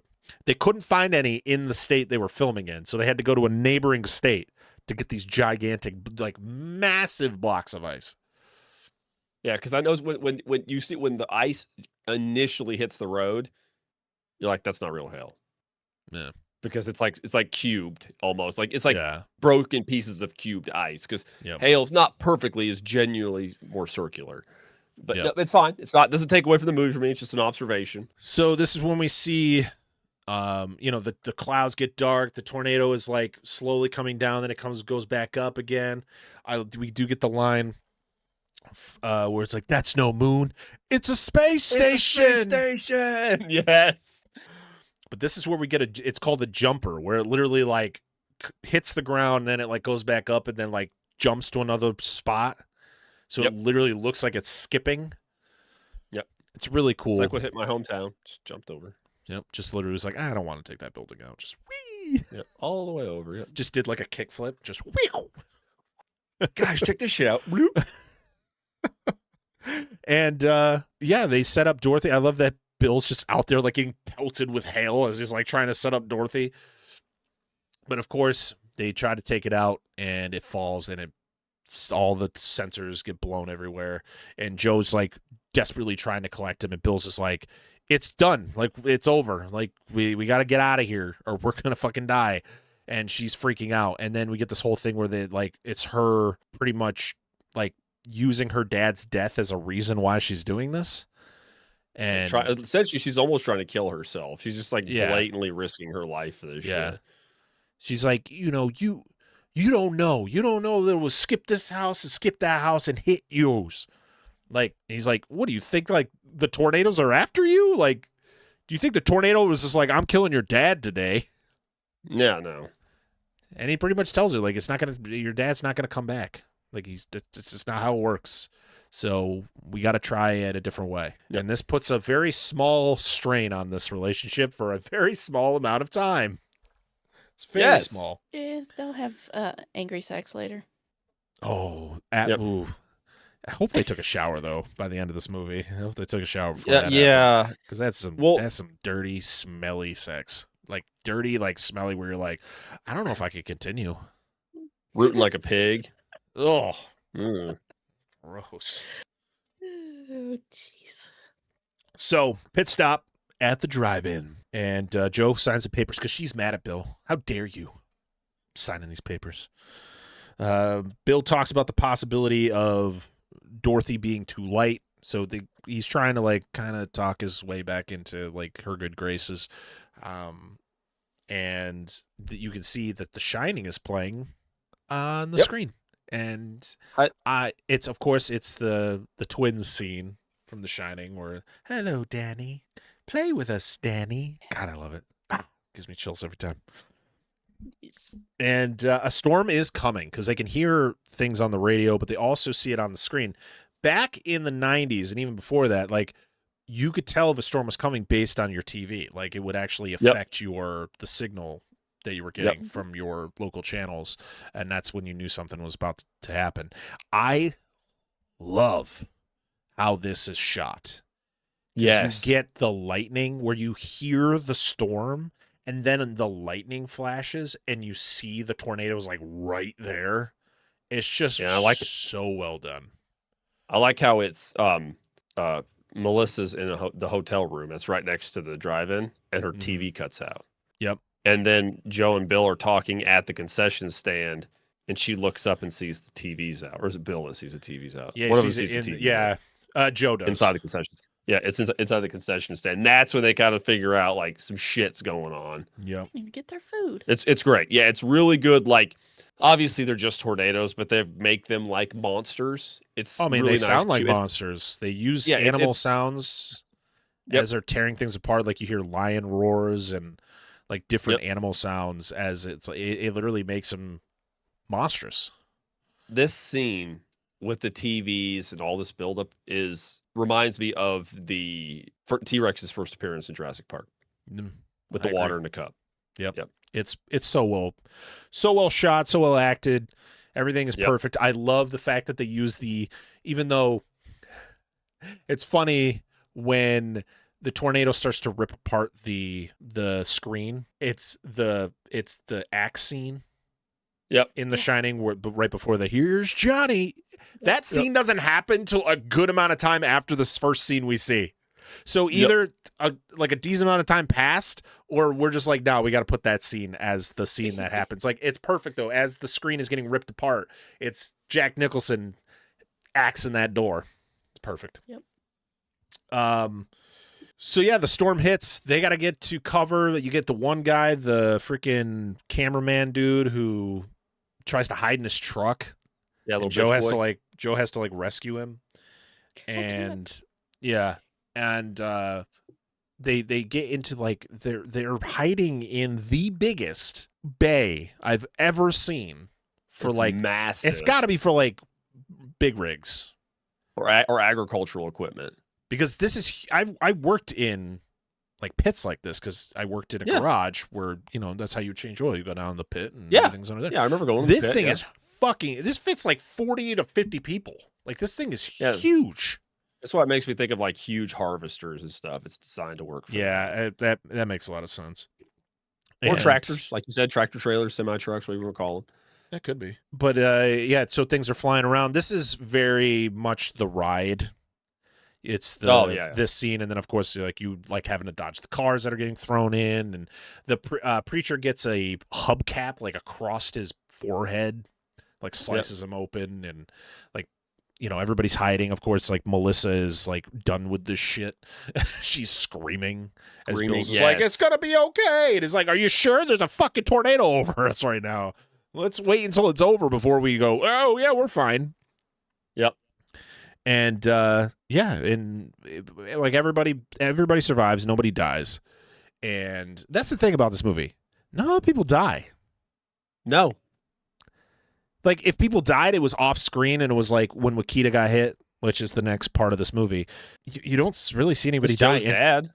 Oh yeah, you know, that's it. Well, and then the which is like one of those like, oh, okay.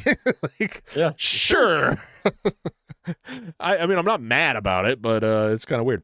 But yeah, everybody gets out, and of course, like, a lot of damage, and that's when you get the very somber, dusty reaction where he goes, "Joe, I hate to tell you this, but Wakita got hit," and so she freaks out. Everybody's like, "We got to go save Meg," but before we go to save Meg, let's read another message. Yes, this one is from Captain Steve.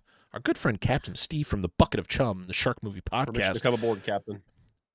Who wrote, "As with many podcasts I've had the pleasure to be on, I met Dissect That Film, or DTF, or Down to Fuck." Yes, that's what it means. That's what it means. I didn't think about it when I came up with the name that the initials would be that, but here we are. There's literally a shirt. Oh, go ahead. Go ahead. No, please finish. Go, please. There is a show on HBO right now that dropped like last month or whatever. It's a Jason Bateman show with David Harbour called DTF St. Louis. I've seen the trailers for that. Listen, we need a shirt that just says DTF ? Dissect That Film underneath it. We could definitely make that happen. But yeah, we met through Instagram. Parker reached out at one point and asked me to come on for an episode about Komodo. I mean, you were the only person I thought of for that. A film I don't think I'd heard of before, but was glad I saw it. When I eventually learned Parker's favorite movie was Jaws, I knew we'd get along just fine. And then after meeting Dan and Angela on the pod, I knew these were great people who enjoyed what they did. Love talking about movies, and that comes through every episode they do. Congratulations on 5 motherfucking years. And here's to 5 more. As for my history with Twister, I'm just going to read it since he wrote it in the same post. I fucking love this movie, but it traumatized me as a kid. Whenever it got too windy at home, I feared a tornado was coming to get our family. Did that stop me from watching it on repeat? Absolutely not. It's such a fun movie, and the effects for the time still hold up pretty damn well. Yep. Love it. Love it, sir. Thank you, Steve. Hey, everybody. Just a quick side note here. There was a fact that I was supposed to talk about during the episode, but unfortunately I forgot, because that's what happens if you don't write it down or you just don't talk about it as soon as you mention it. But right before Wakita gets hit by the tornado, we are with Aunt Meg at her house, and she starts to hear her wind chimes or whatever the heck she builds that are outside of her house that make a lot of noise. And there is a Judy Garland movie playing on the TV. So it's a cool little Easter egg since, we deal with tornadoes, we're dealing with Dorothy. So why not have a little Judy Garland added in? So, yeah, cool little fact. Unfortunately, Dan and Angela didn't get to hear that fact, but you guys get to, so cool. All right, back to the episode. So, yeah, we're going to Wakita, and we are going to save Meg. And they're driving through the destruction of Wakita. And the crazy thing about it is, so this was actually filmed in Wakita, which is a real place in Oklahoma. Yeah. And they literally bought like this part of the town. So like some of these buildings that are still standing are part of the town, and they actually paid to use them. So because of some of these were buildings that they were going to tear down. So the production bought it so that the town could be like, okay, well then you just got to get rid of it. You just got to pick up your shit, and you can get rid of these, whatever buildings and use them for whatever you want. And there we are. So they go to Meg's, and her house is barely standing. And Joe, of course, runs right in there to go save her. And they go down. They hear Mose the dog, which all I can think about when I hear the name Mose is Dwight's cousin in The Office. Mose. Never hear that name. And yeah, she's pinned under some debris. They get her out. She's like, I'm okay. I'm good. Yeah. But then you get the shot of the TV. And listen, if it was a TV nowadays, I wouldn't be as frightened. Because if a TV nowadays, even if it was a bigger one, like even the size I have, it's going to hurt, but it probably won't kill you. This fucking thing will kill you. Because that TV probably weighed 700 pounds. Like easily. Fucking boat anchor. It was, yeah. So the only thing that disappointed me about it, though, is when the TV actually does go, you don't see it fall. Bill just goes, oh, watch out. And then they just kind of like duck away, but nothing happens. I'm like, I really wanted that TV to like hit something and like cause some other damage or something. Like maybe not hurt them, but it was like, oh, see that TV? Oh, no, I fell. Oh, but where'd it go? Oh, okay, we didn't see it. Yeah.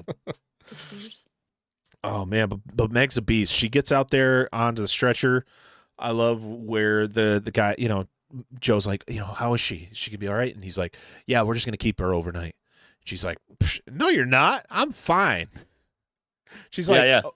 He's like, no, you really need to go to the hospital. Fine. Well, I'll drive myself. And Rabbit goes, well, that's going to be hard when your car is around the corner or stuck in a tree. Yeah. But she says that, like, this is a callback to way earlier in the film.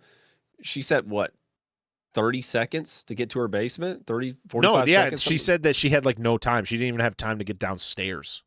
Yeah. Like, she wasn't fucking about. Like, she knew something was up. She only knew that there was something going on because of her the things that she makes. Those, like, yes, they're not wind chimes, or I don't know what the heck these would be called. Just metalworks, I guess. I don't know. I don't know. They're awesome though. They are. Oh yeah, they're sick. And of course, Bill's got to go back in to get the dog because you can't forget the dog. Yep. You got to save Mose. He's a pretty boy. Yep. And as soon as Bill gets out of the house, the house falls down. Yes. And you made it fall. And then you get this whole moment with Meg and Joe where, Joe's upset that she couldn't be there with Meg. And she's like, what are you talking about? Like, and she tells her about, like, the fact she had no time to react. Yeah, that's it. Sorry. I got ahead of myself. No, it's fine. And, of course, she gets, like, the whole thing. The thing that was so annoying, though, is, like, she's got the cast on her hand, and Joe goes, what's that? And she's like, oh, I did, they said I got a bump on the head and a broken wrist. She's like, and Joe goes, let me see that. Like, bitch, no, it's broken. You don't need to touch it. Yeah, I don't. The professional's already made a call. It's fine. You see it? I'm fine. It doesn't hurt.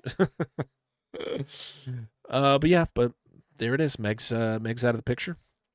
But of course, we get the dramatic, again, Dusty walking up, and he goes, Joe, hate to tell you this. I probably shouldn't tell you this, but NSSL is just saying that there's an F5. And of course, it's like one of those things where, Meg just looks at her and said, you got to do this. You got to stop it. And she's just like, I don't know how. And I'm just like, what is this? Stop what is happening right now?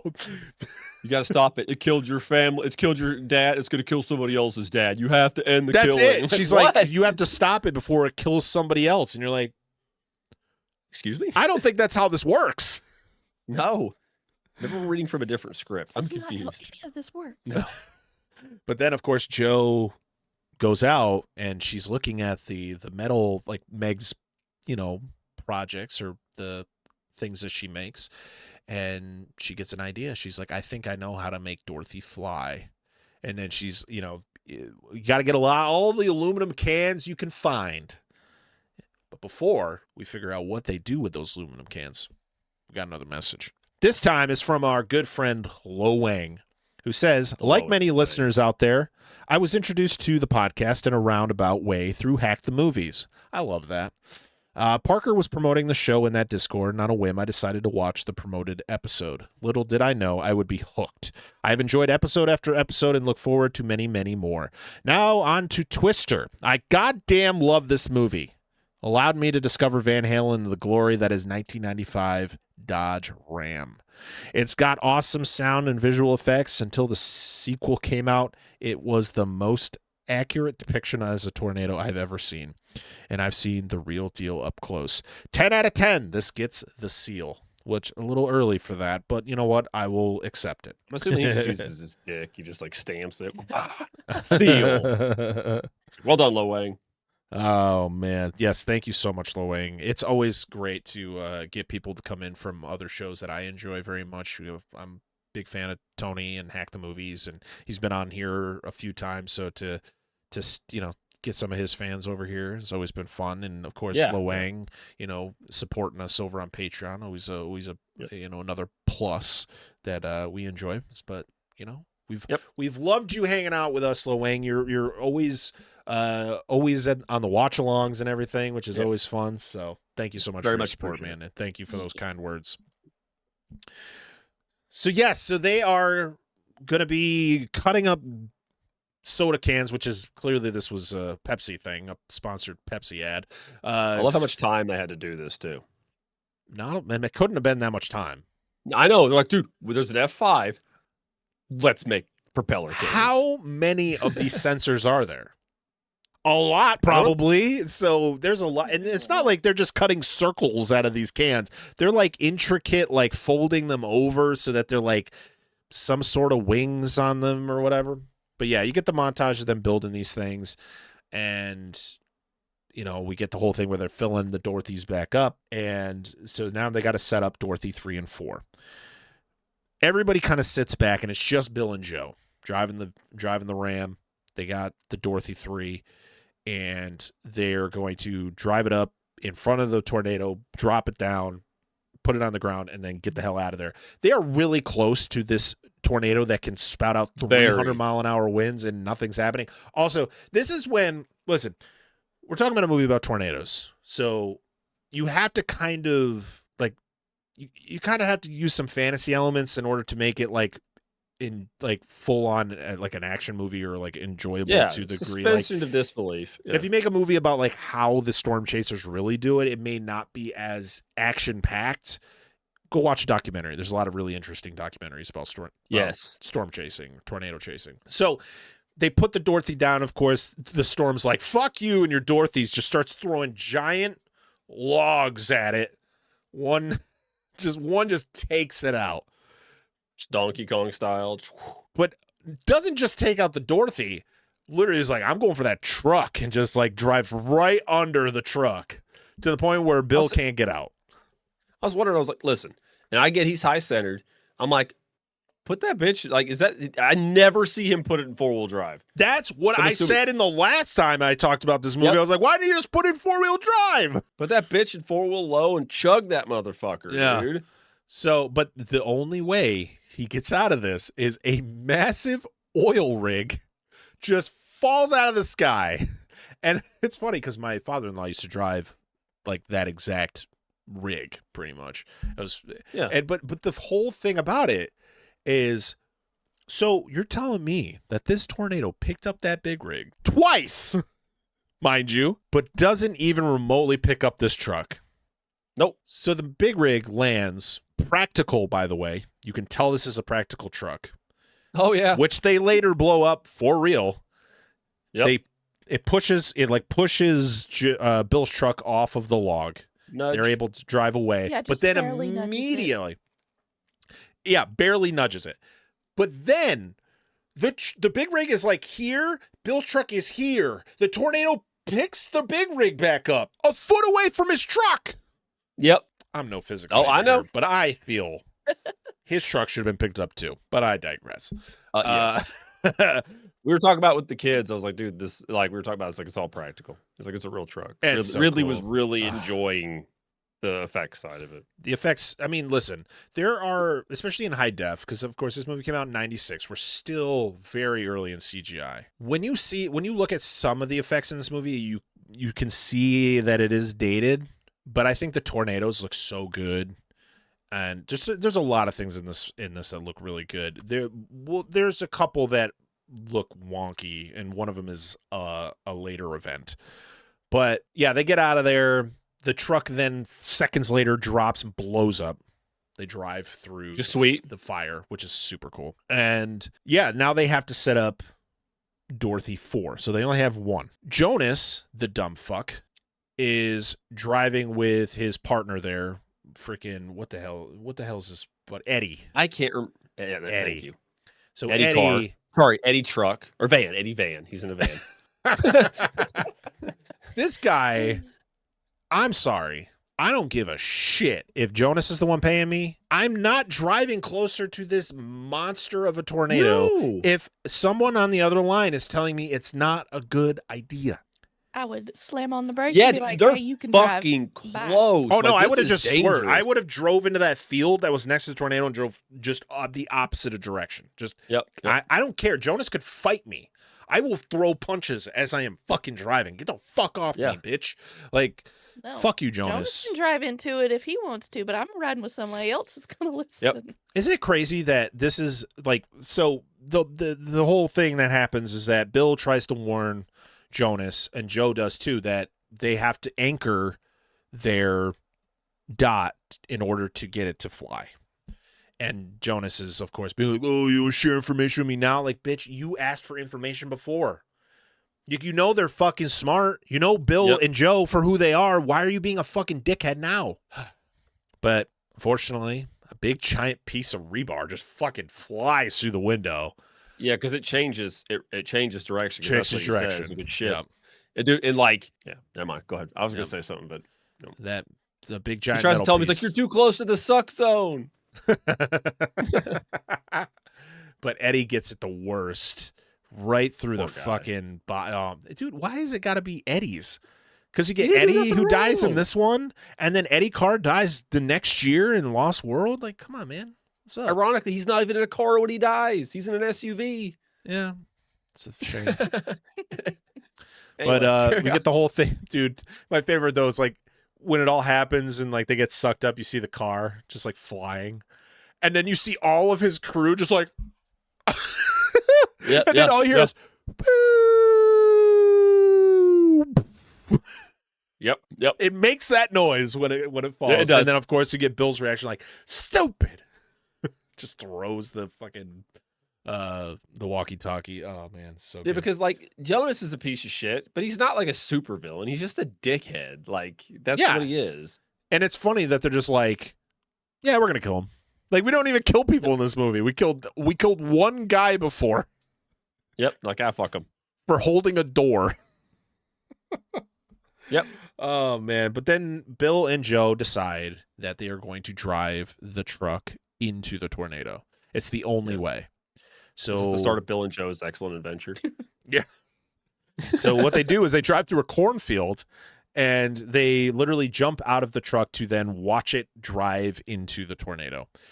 Can I tell you how obscenely difficult it would be to hold these doors open while corn stalks are slapping against your door you're driving against to Would you get like the You would jump out, I jump, and it would like close on your leg. You're like, oh god. It just drags you in.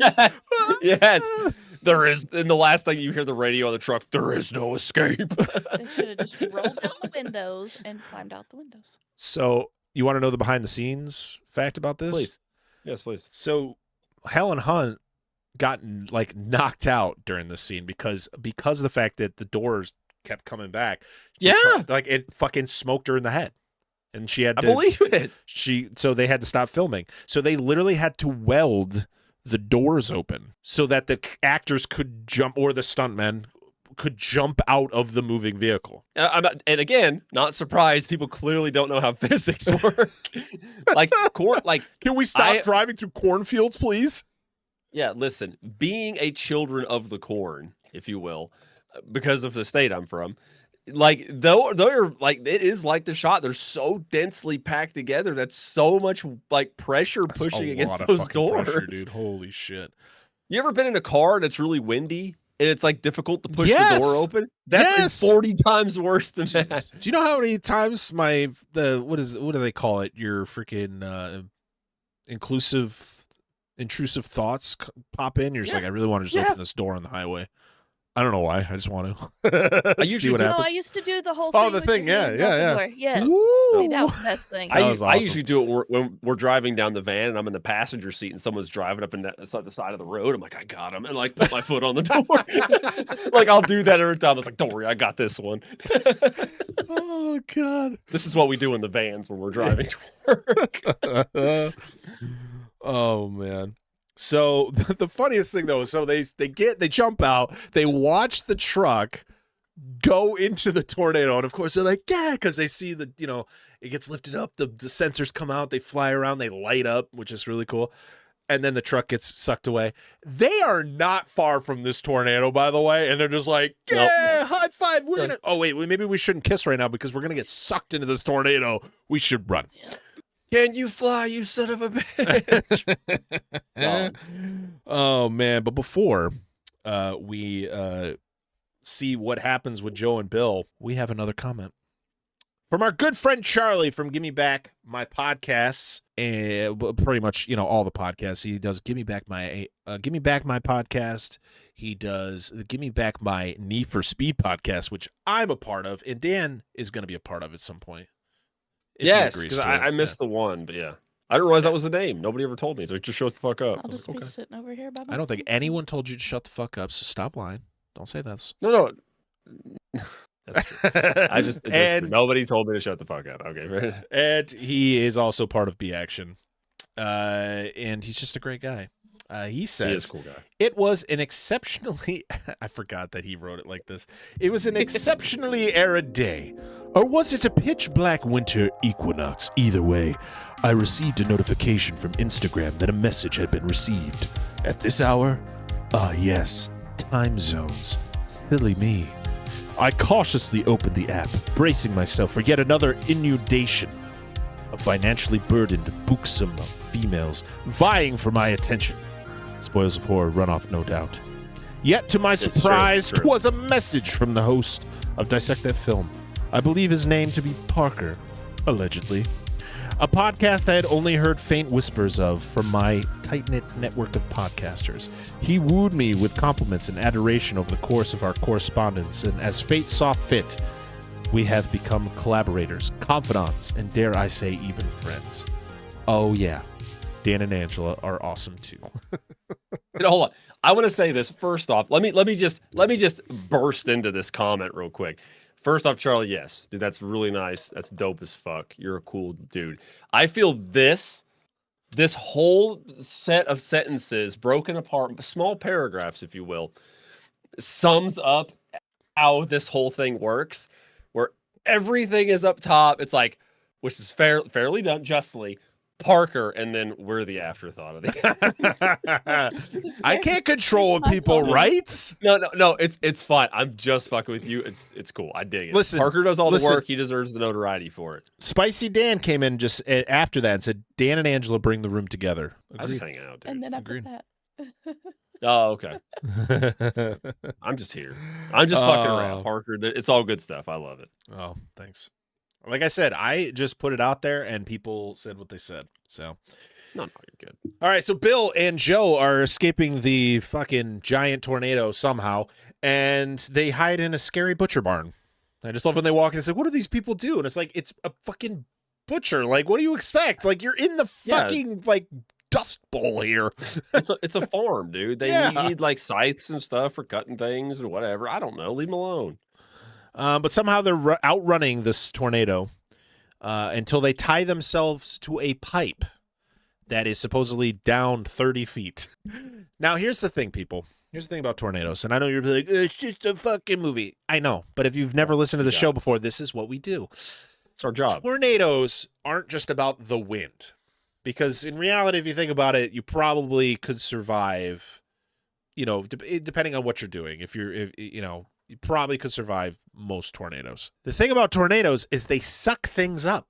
And they don't throw everything out. It just sits in there and spins around really fast. So if you get sucked into a tornado, either the tornado is going to throw you somewhere and you're going to die from being thrown somewhere, or you're going to get sliced to shit from all the debris that's inside this tornado. Yeah, and this movie just says fuck that. Yeah, and then you got things like centrifugal force, you got pressures you got to deal with. Like you're getting fucked up. Like yeah. There's a reason people die when they get sucked up by tornadoes, dude. Yep. So, but they're able to tie themselves to this pipe. The whole shed that they're in just gets torn off, and they're able to see like the inside of the tornado, and it's really cool. It's like you got the black, and then you have like the one little thing that's in the middle. But in reality, they would have been dead because they would have been torn to shreds by every fucking piece of debris that was. They literally had pieces of fence shot at them like a fucking nail gun. Like what are we talking about? And like it's like looped going around their shoulders. Like it's just gonna like fucking tear your arm off or break your shoulder, and you're just gonna get sucked right out, dude. It's not how it works. Would the leather actually hold? I don't know if it would. The behind the scenes was pretty cool with this, where they literally they would lay him down and then they just moved like the stage so it was vertical and they just kind of hung there. That's cool. Yeah.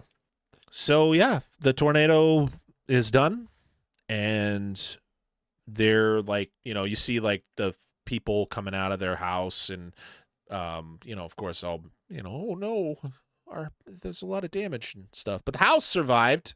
I like how they had to point that out. You got the horses running around, and then Joe and Bill got to argue about like what they're going to be doing, like who's going to be doing the analyzing, who's going to be doing the lab work, all that stuff. And then everybody else shows up, and that's just kind of how it ends. It just, them making out, because we got to have that. That's got to be a thing. Yeah. Joe looks at Bill and she's like, I'm pregnant. And he's like, for how long? She's like, just now in the twister. We didn't see below their waists. They actually did it it just happened. No one will ever do it again. No one will ever have sex inside of a tornado. We were the first. To that, or it's immaculate conception, dude. It's finger of God. Yeah. Boop, pregnant. But then we get right into the credits, where we get Eddie and Alex Van Halen with Respect the Wind, and I get goosebumps every time I hear this song. It's good. And it doesn't just give you the black background credits. It gives you clouds and like the sky and all that. So it's like, it's really, I don't know, it's really well done. And I watched every second of the credits. Because that song plays until the after credits when the Amblin shows up. You're like, all right, I'm in. I don't know if we ever established this. What you watched your Blu-ray, right?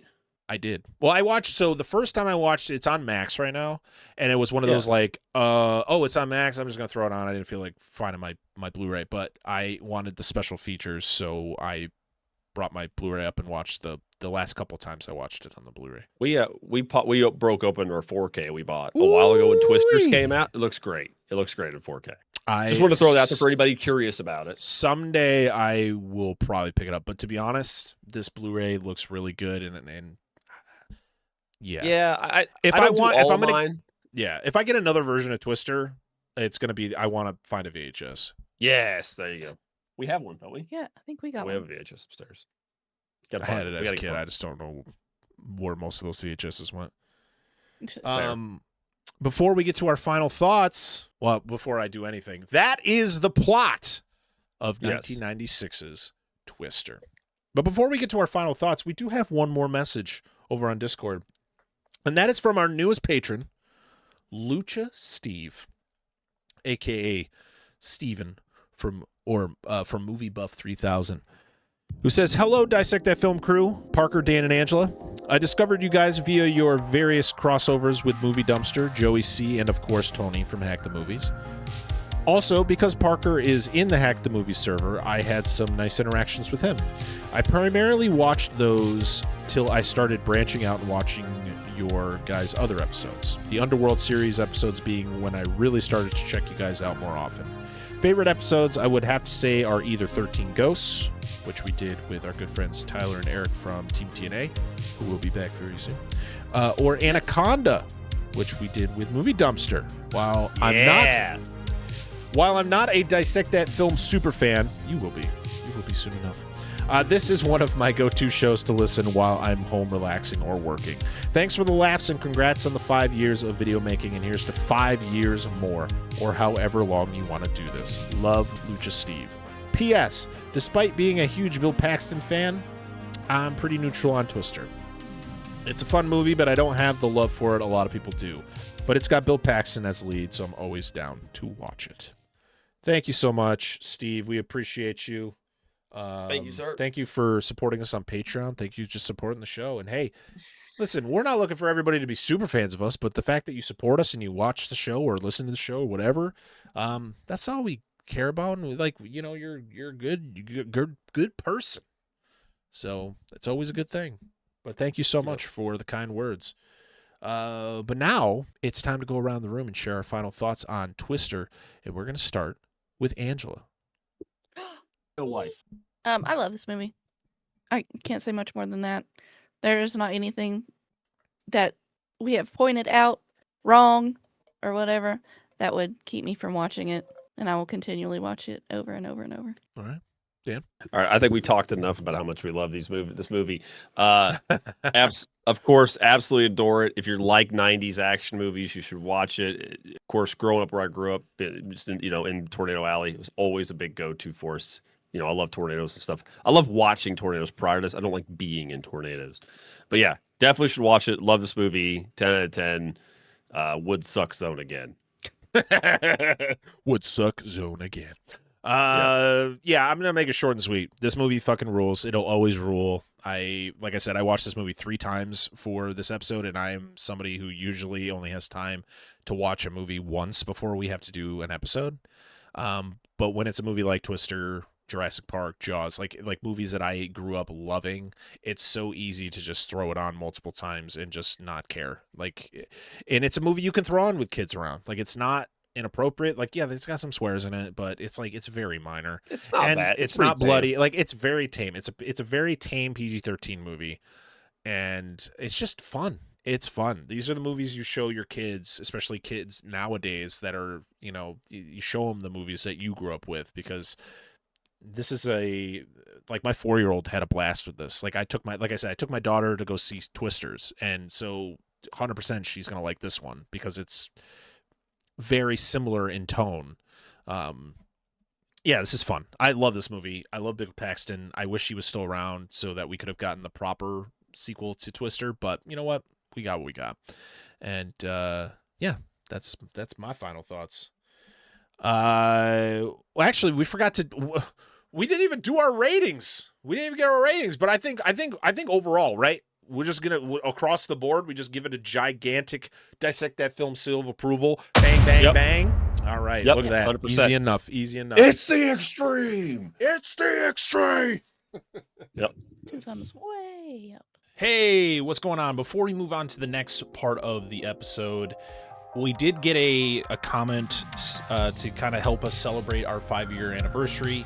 It came after the episode was recorded, but I felt like I needed to share it and add it to the episode. So thank you to Derek from Bad Movies Worst People for leaving a comment. He says, I saw you guys on Instagram. I believe I was following you in the hopes of future networking, but I have no social skills, so I hadn't broached the topic yet. Then, last year, a friend, local musician, and guest on our podcast, Surge, contacted me about the big old month of action, Screech, crossover party happening. So I finally reached out to Give Me Back My Action Movies, or Give Me Back My Podcast, good old Charlie, to get the deets on that, and he put me in touch with Dustin.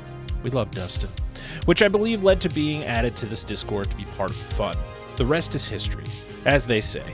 We finally got to collaborate on Demolition Man, which was great fun. It was absolutely amazing. I love that episode so much. Derek and Jack, hilarious.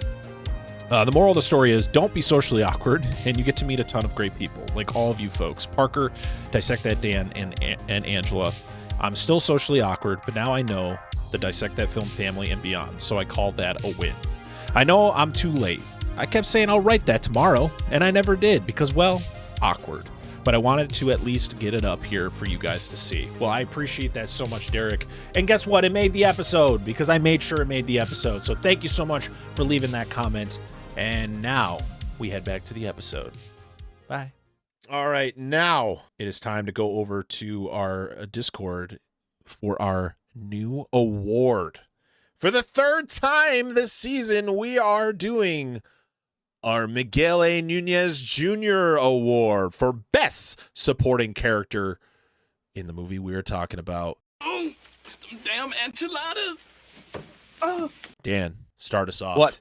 Who is your Fuck, nominee? I didn't know. I don't know. I haven't been thinking of it. Shit. This Who whole is time. the best supporting character in this movie? Come on. No. I thought it was so it doesn't work like okay. I always It's think not the Bird Eye Gordon Award. It's not the Bird Eye Gordon it's Award. Dusty. Which the Bird Eye It's Gordon? Dusty. That's okay. That's It's what I fucking thought. Dusty That's every what I fucking time.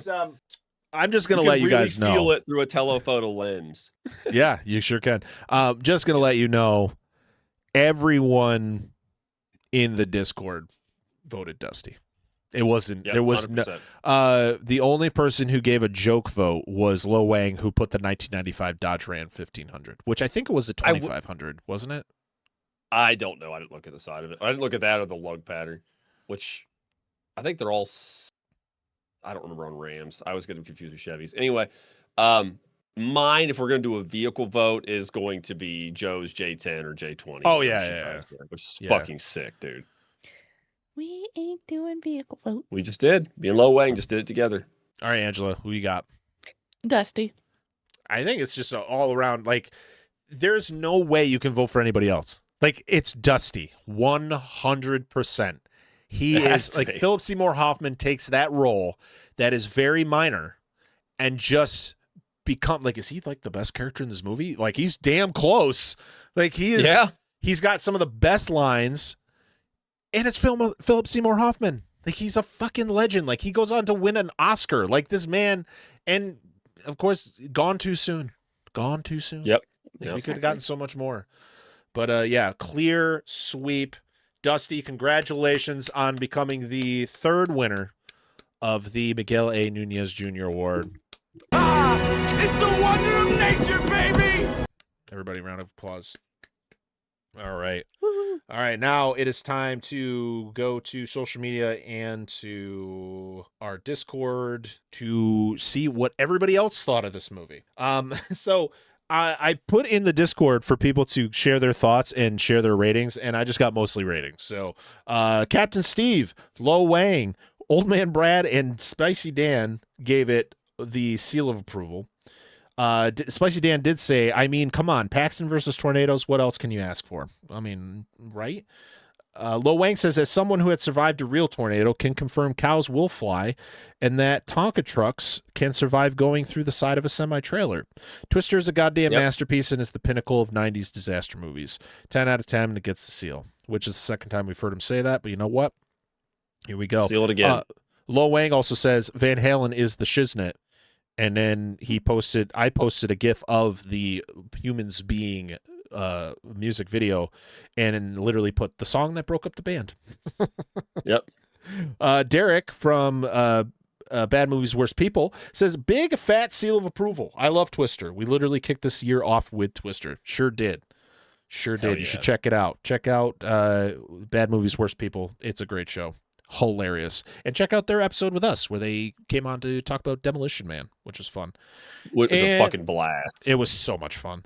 And then Nicole from Dune Generation gave it 3 seals of approval. So everybody just did 1. Nicole said, fuck All it. right. I'm putting 3.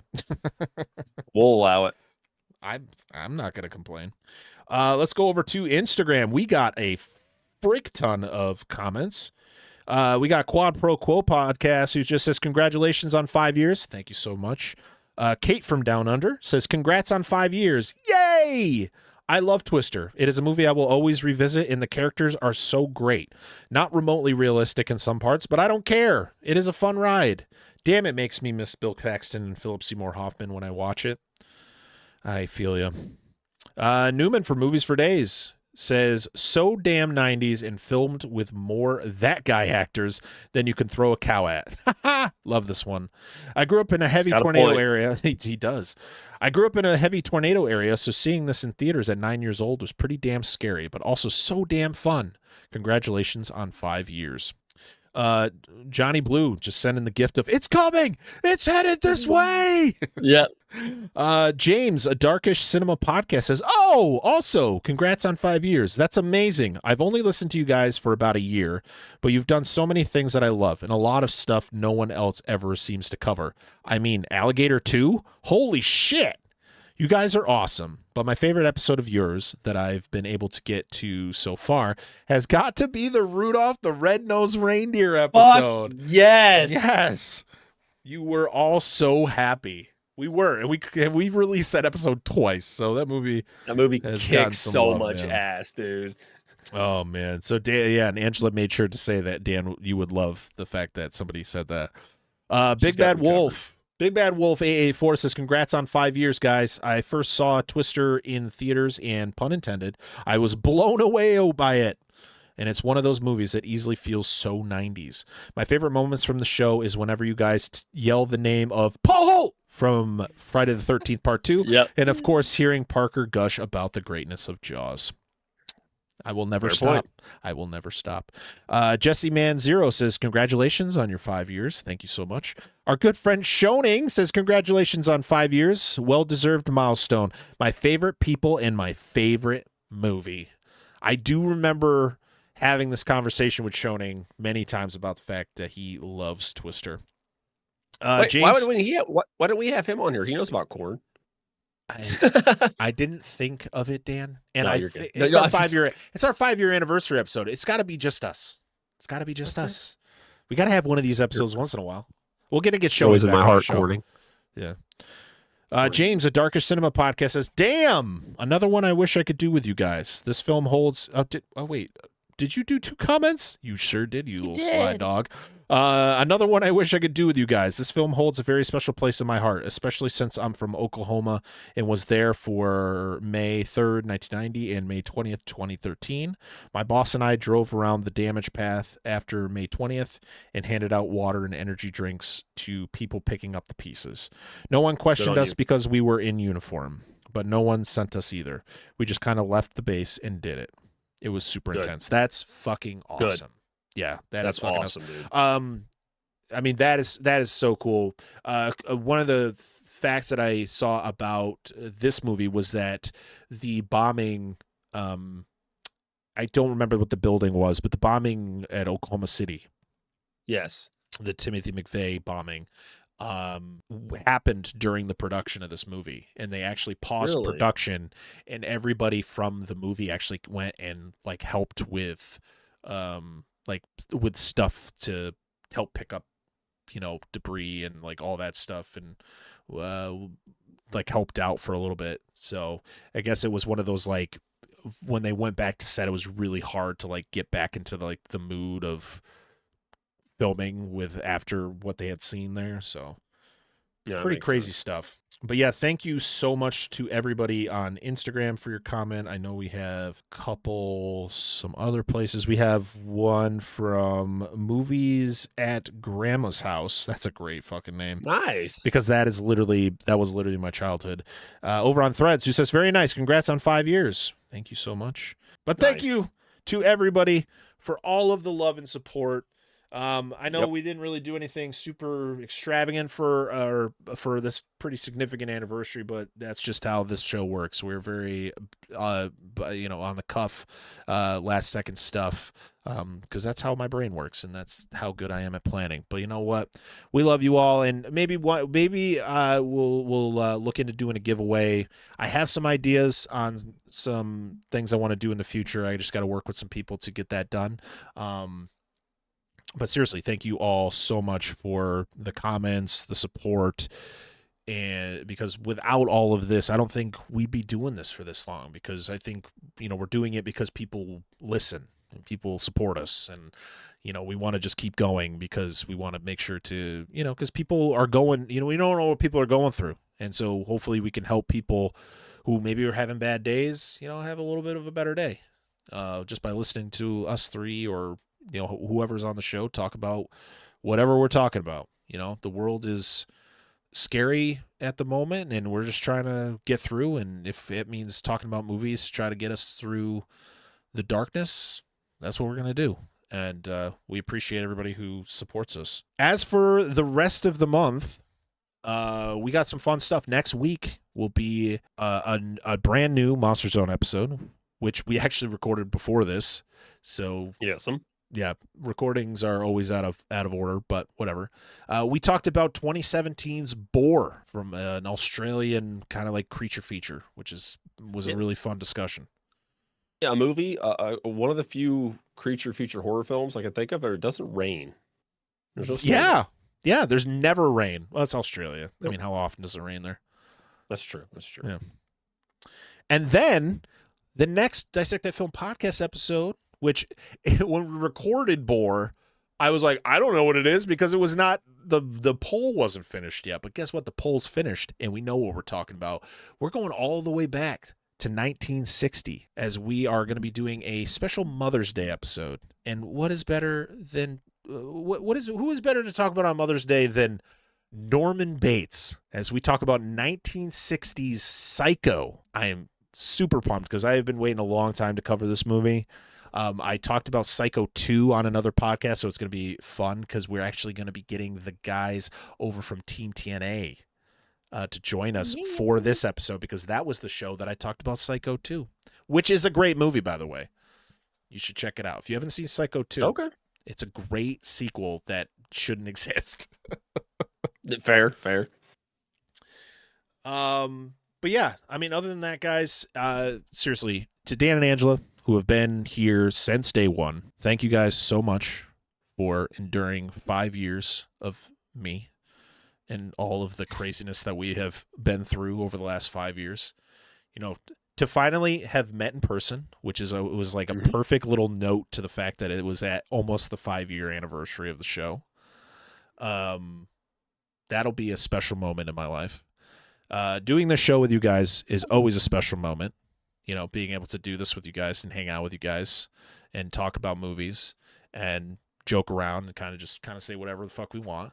And that's kind of how this has always been. And to think that we went from, it was me and my brother in the beginning. You guys were there from the beginning, but you guys also stepped in when the show could have ended. The show could have been done by almost episode 20.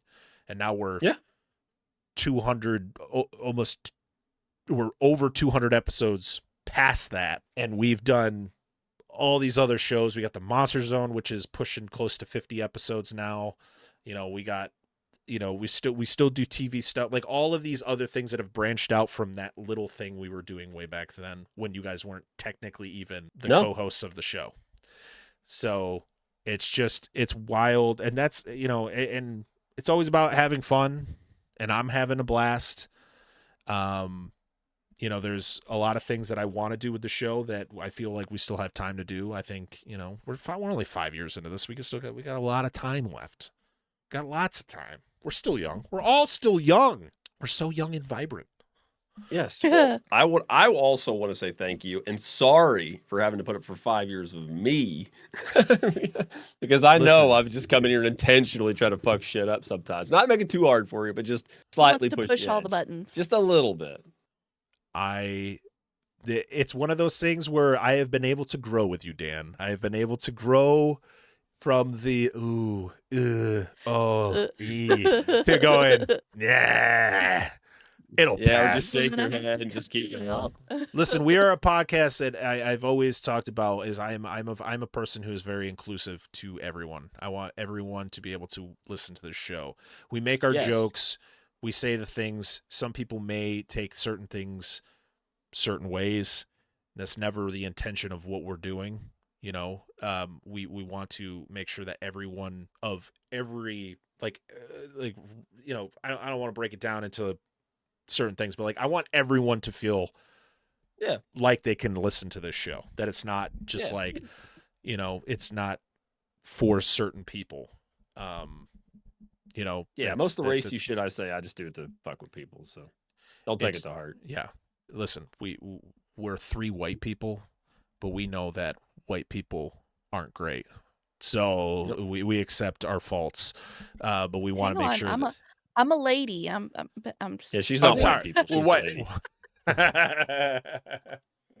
But we want to make sure that everybody feels welcome. We want to make sure everybody feels like they can listen. That you can reach out to us in any way.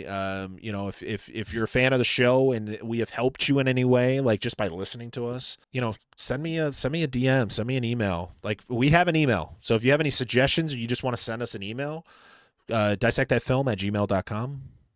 Or you can email the Monster Zone if you're big into the Monster Zone. The Monster Zone also has an email. Please. The Monster Zone Podcast @gmail.com. We also have an Instagram that you can DM.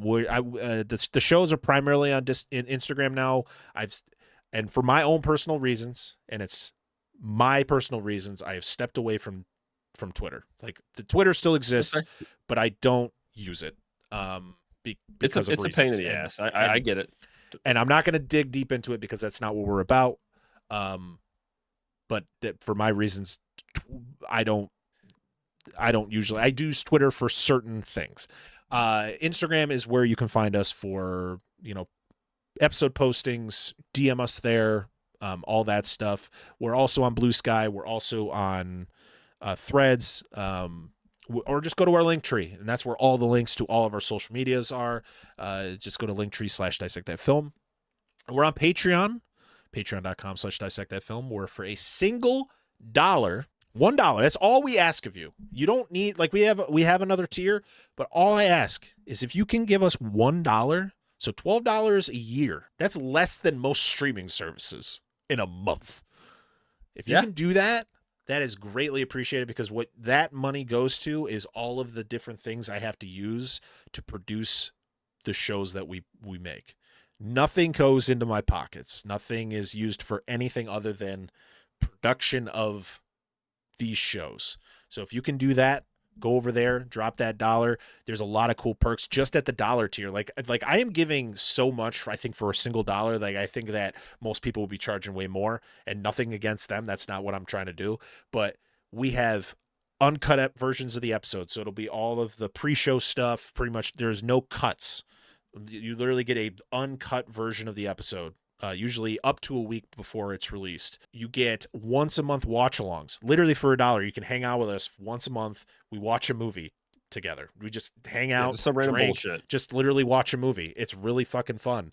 And there's other things that I kind of want to do just to drop on the $1. Sometimes I hop on and I stream me editing an episode. It's, you know, it's literally for $1. I think it's worth it. But if you can't do that, you can sign up at the free tier and you can participate in our polls. You can see what we're posting, and maybe that will interest you enough to drop that $1. Or I think there's free trials. I think you could do like a 7-day trial where you can like join a tier for 7 days. And if you like it, you just get charged that $1. If not, then it just drops you back. That's a lot of cool things on Patreon.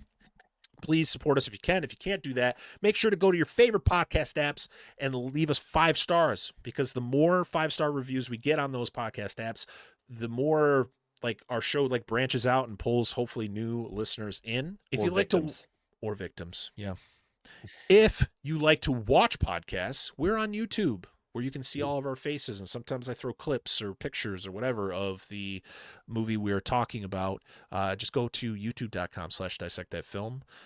Make sure to subscribe. It's free. Make sure to like the video, because that would be cool. And leave us a comment, because I love reading people's comments on YouTube. And maybe at some point I'm going to remember to jot some comments down so that I can read them during episodes.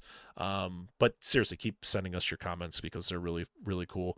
Yeah. And I think that's it. I don't know what else to say. This is This has been a long one, but you know what? Because it's our 5-year anniversary episode, I think it was worth it being a long one. We got to hang out, talk about a great movie, reminisce about the good old days, and we'll be back to our regular scheduled programming next week with more Monster Zone. And we're going to go black and white for Psycho.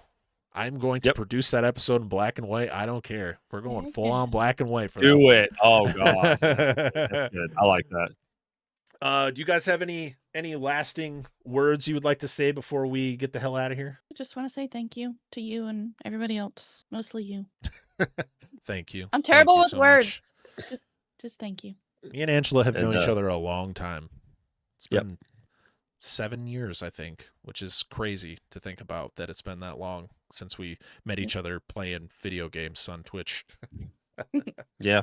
No, I'm just the fifth wheel. I'm just here. Like, I met you through her. So, but no, I just want to say thanks to everybody, all of you guys for hanging out and doing this, and all everybody listening and stuff. Even if you don't contribute, even if you're just one of those people like me, I don't comment on nothing on other people's podcasts. I just fucking watch episodes. That's like, if it helps you get through the day, then I think we won, in my opinion. Yeah. But check out Monster Zone if you hadn't listened.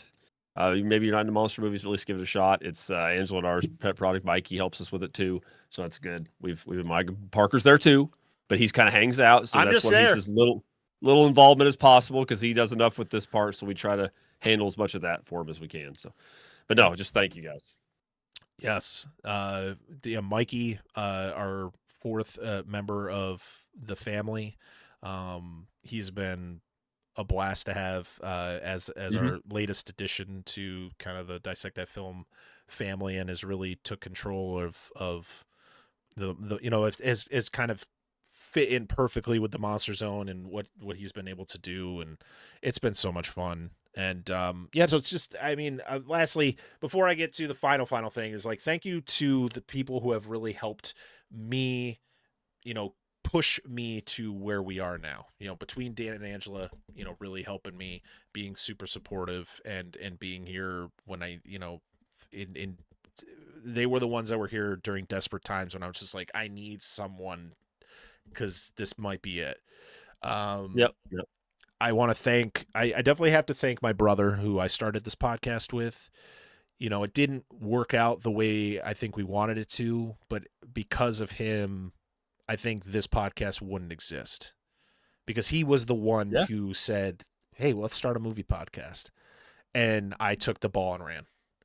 And so I think without him, I don't know if this podcast would have existed. Maybe a podcast would have existed down the road, but maybe not this one. So I want to thank my brother Adam for being the catalyst to kind of push me to start this thing, but also to keep it going even beyond, everything that had happened, which was nothing major. So don't look into it too much. But yeah, this is 233. Like, that's a lot of episodes, and we have way more. We have Slice of TV episodes. We have Fresh Cuts. We have all sorts of stuff. And of course, the Monster Zone, like, we have probably over 400 pieces of content out there, or close to it, that you guys can consume, of the Dissect That Film kind of podcast, network, as I probably should call it, or the Dissect That Film network of all of these different things that we're doing. And of course, all of our friends who have helped us with, between Dustin and Charlie and Mickey and, Nicole from Dune Generation, and just like everybody out there, Darren Lundberg, who is a big supporter, just all these awesome people who have really been huge advocates for the show. And so without you guys, I think the show would have ended a long time ago. So thank you. And hopefully we'll be here another 5 years and many, many more episodes to come. But I think that's it, guys. I think the last thing I got to do is thank our wonderful patrons, and then we're going to get the hell out of here. We're going to enter the suck zone, and we're going to get the fuck out. So, thank you to Dustin Elkins, Rudy5453, Bucket of Chum, the Shark Movie Podcast, Corey Morissette, Daniel Collins, Jordan Champion, Lo Wang, Doom Generation, Angela, Dissect That Dan, the Baron's Hideout Podcast, Eric Stein, Robert Stewart, Jason, Anna Presley, Lone Wolf, Derica Folder, and Steven as Movie Buff 3000. Thank you so much for supporting us over on Patreon. And thank you to everybody else for supporting us, period. Because without you, Dissect That Film wouldn't be what it is. We wouldn't be here 5 years later. So until next time, I am Brett Parker. That is Dan Angela of DNA Gaming. We are Dissect That Film. And this has been the Dissect That Film Podcast, episode 233. We'll see y'all again on the next one. Bye. Suck. We got cows. Zone.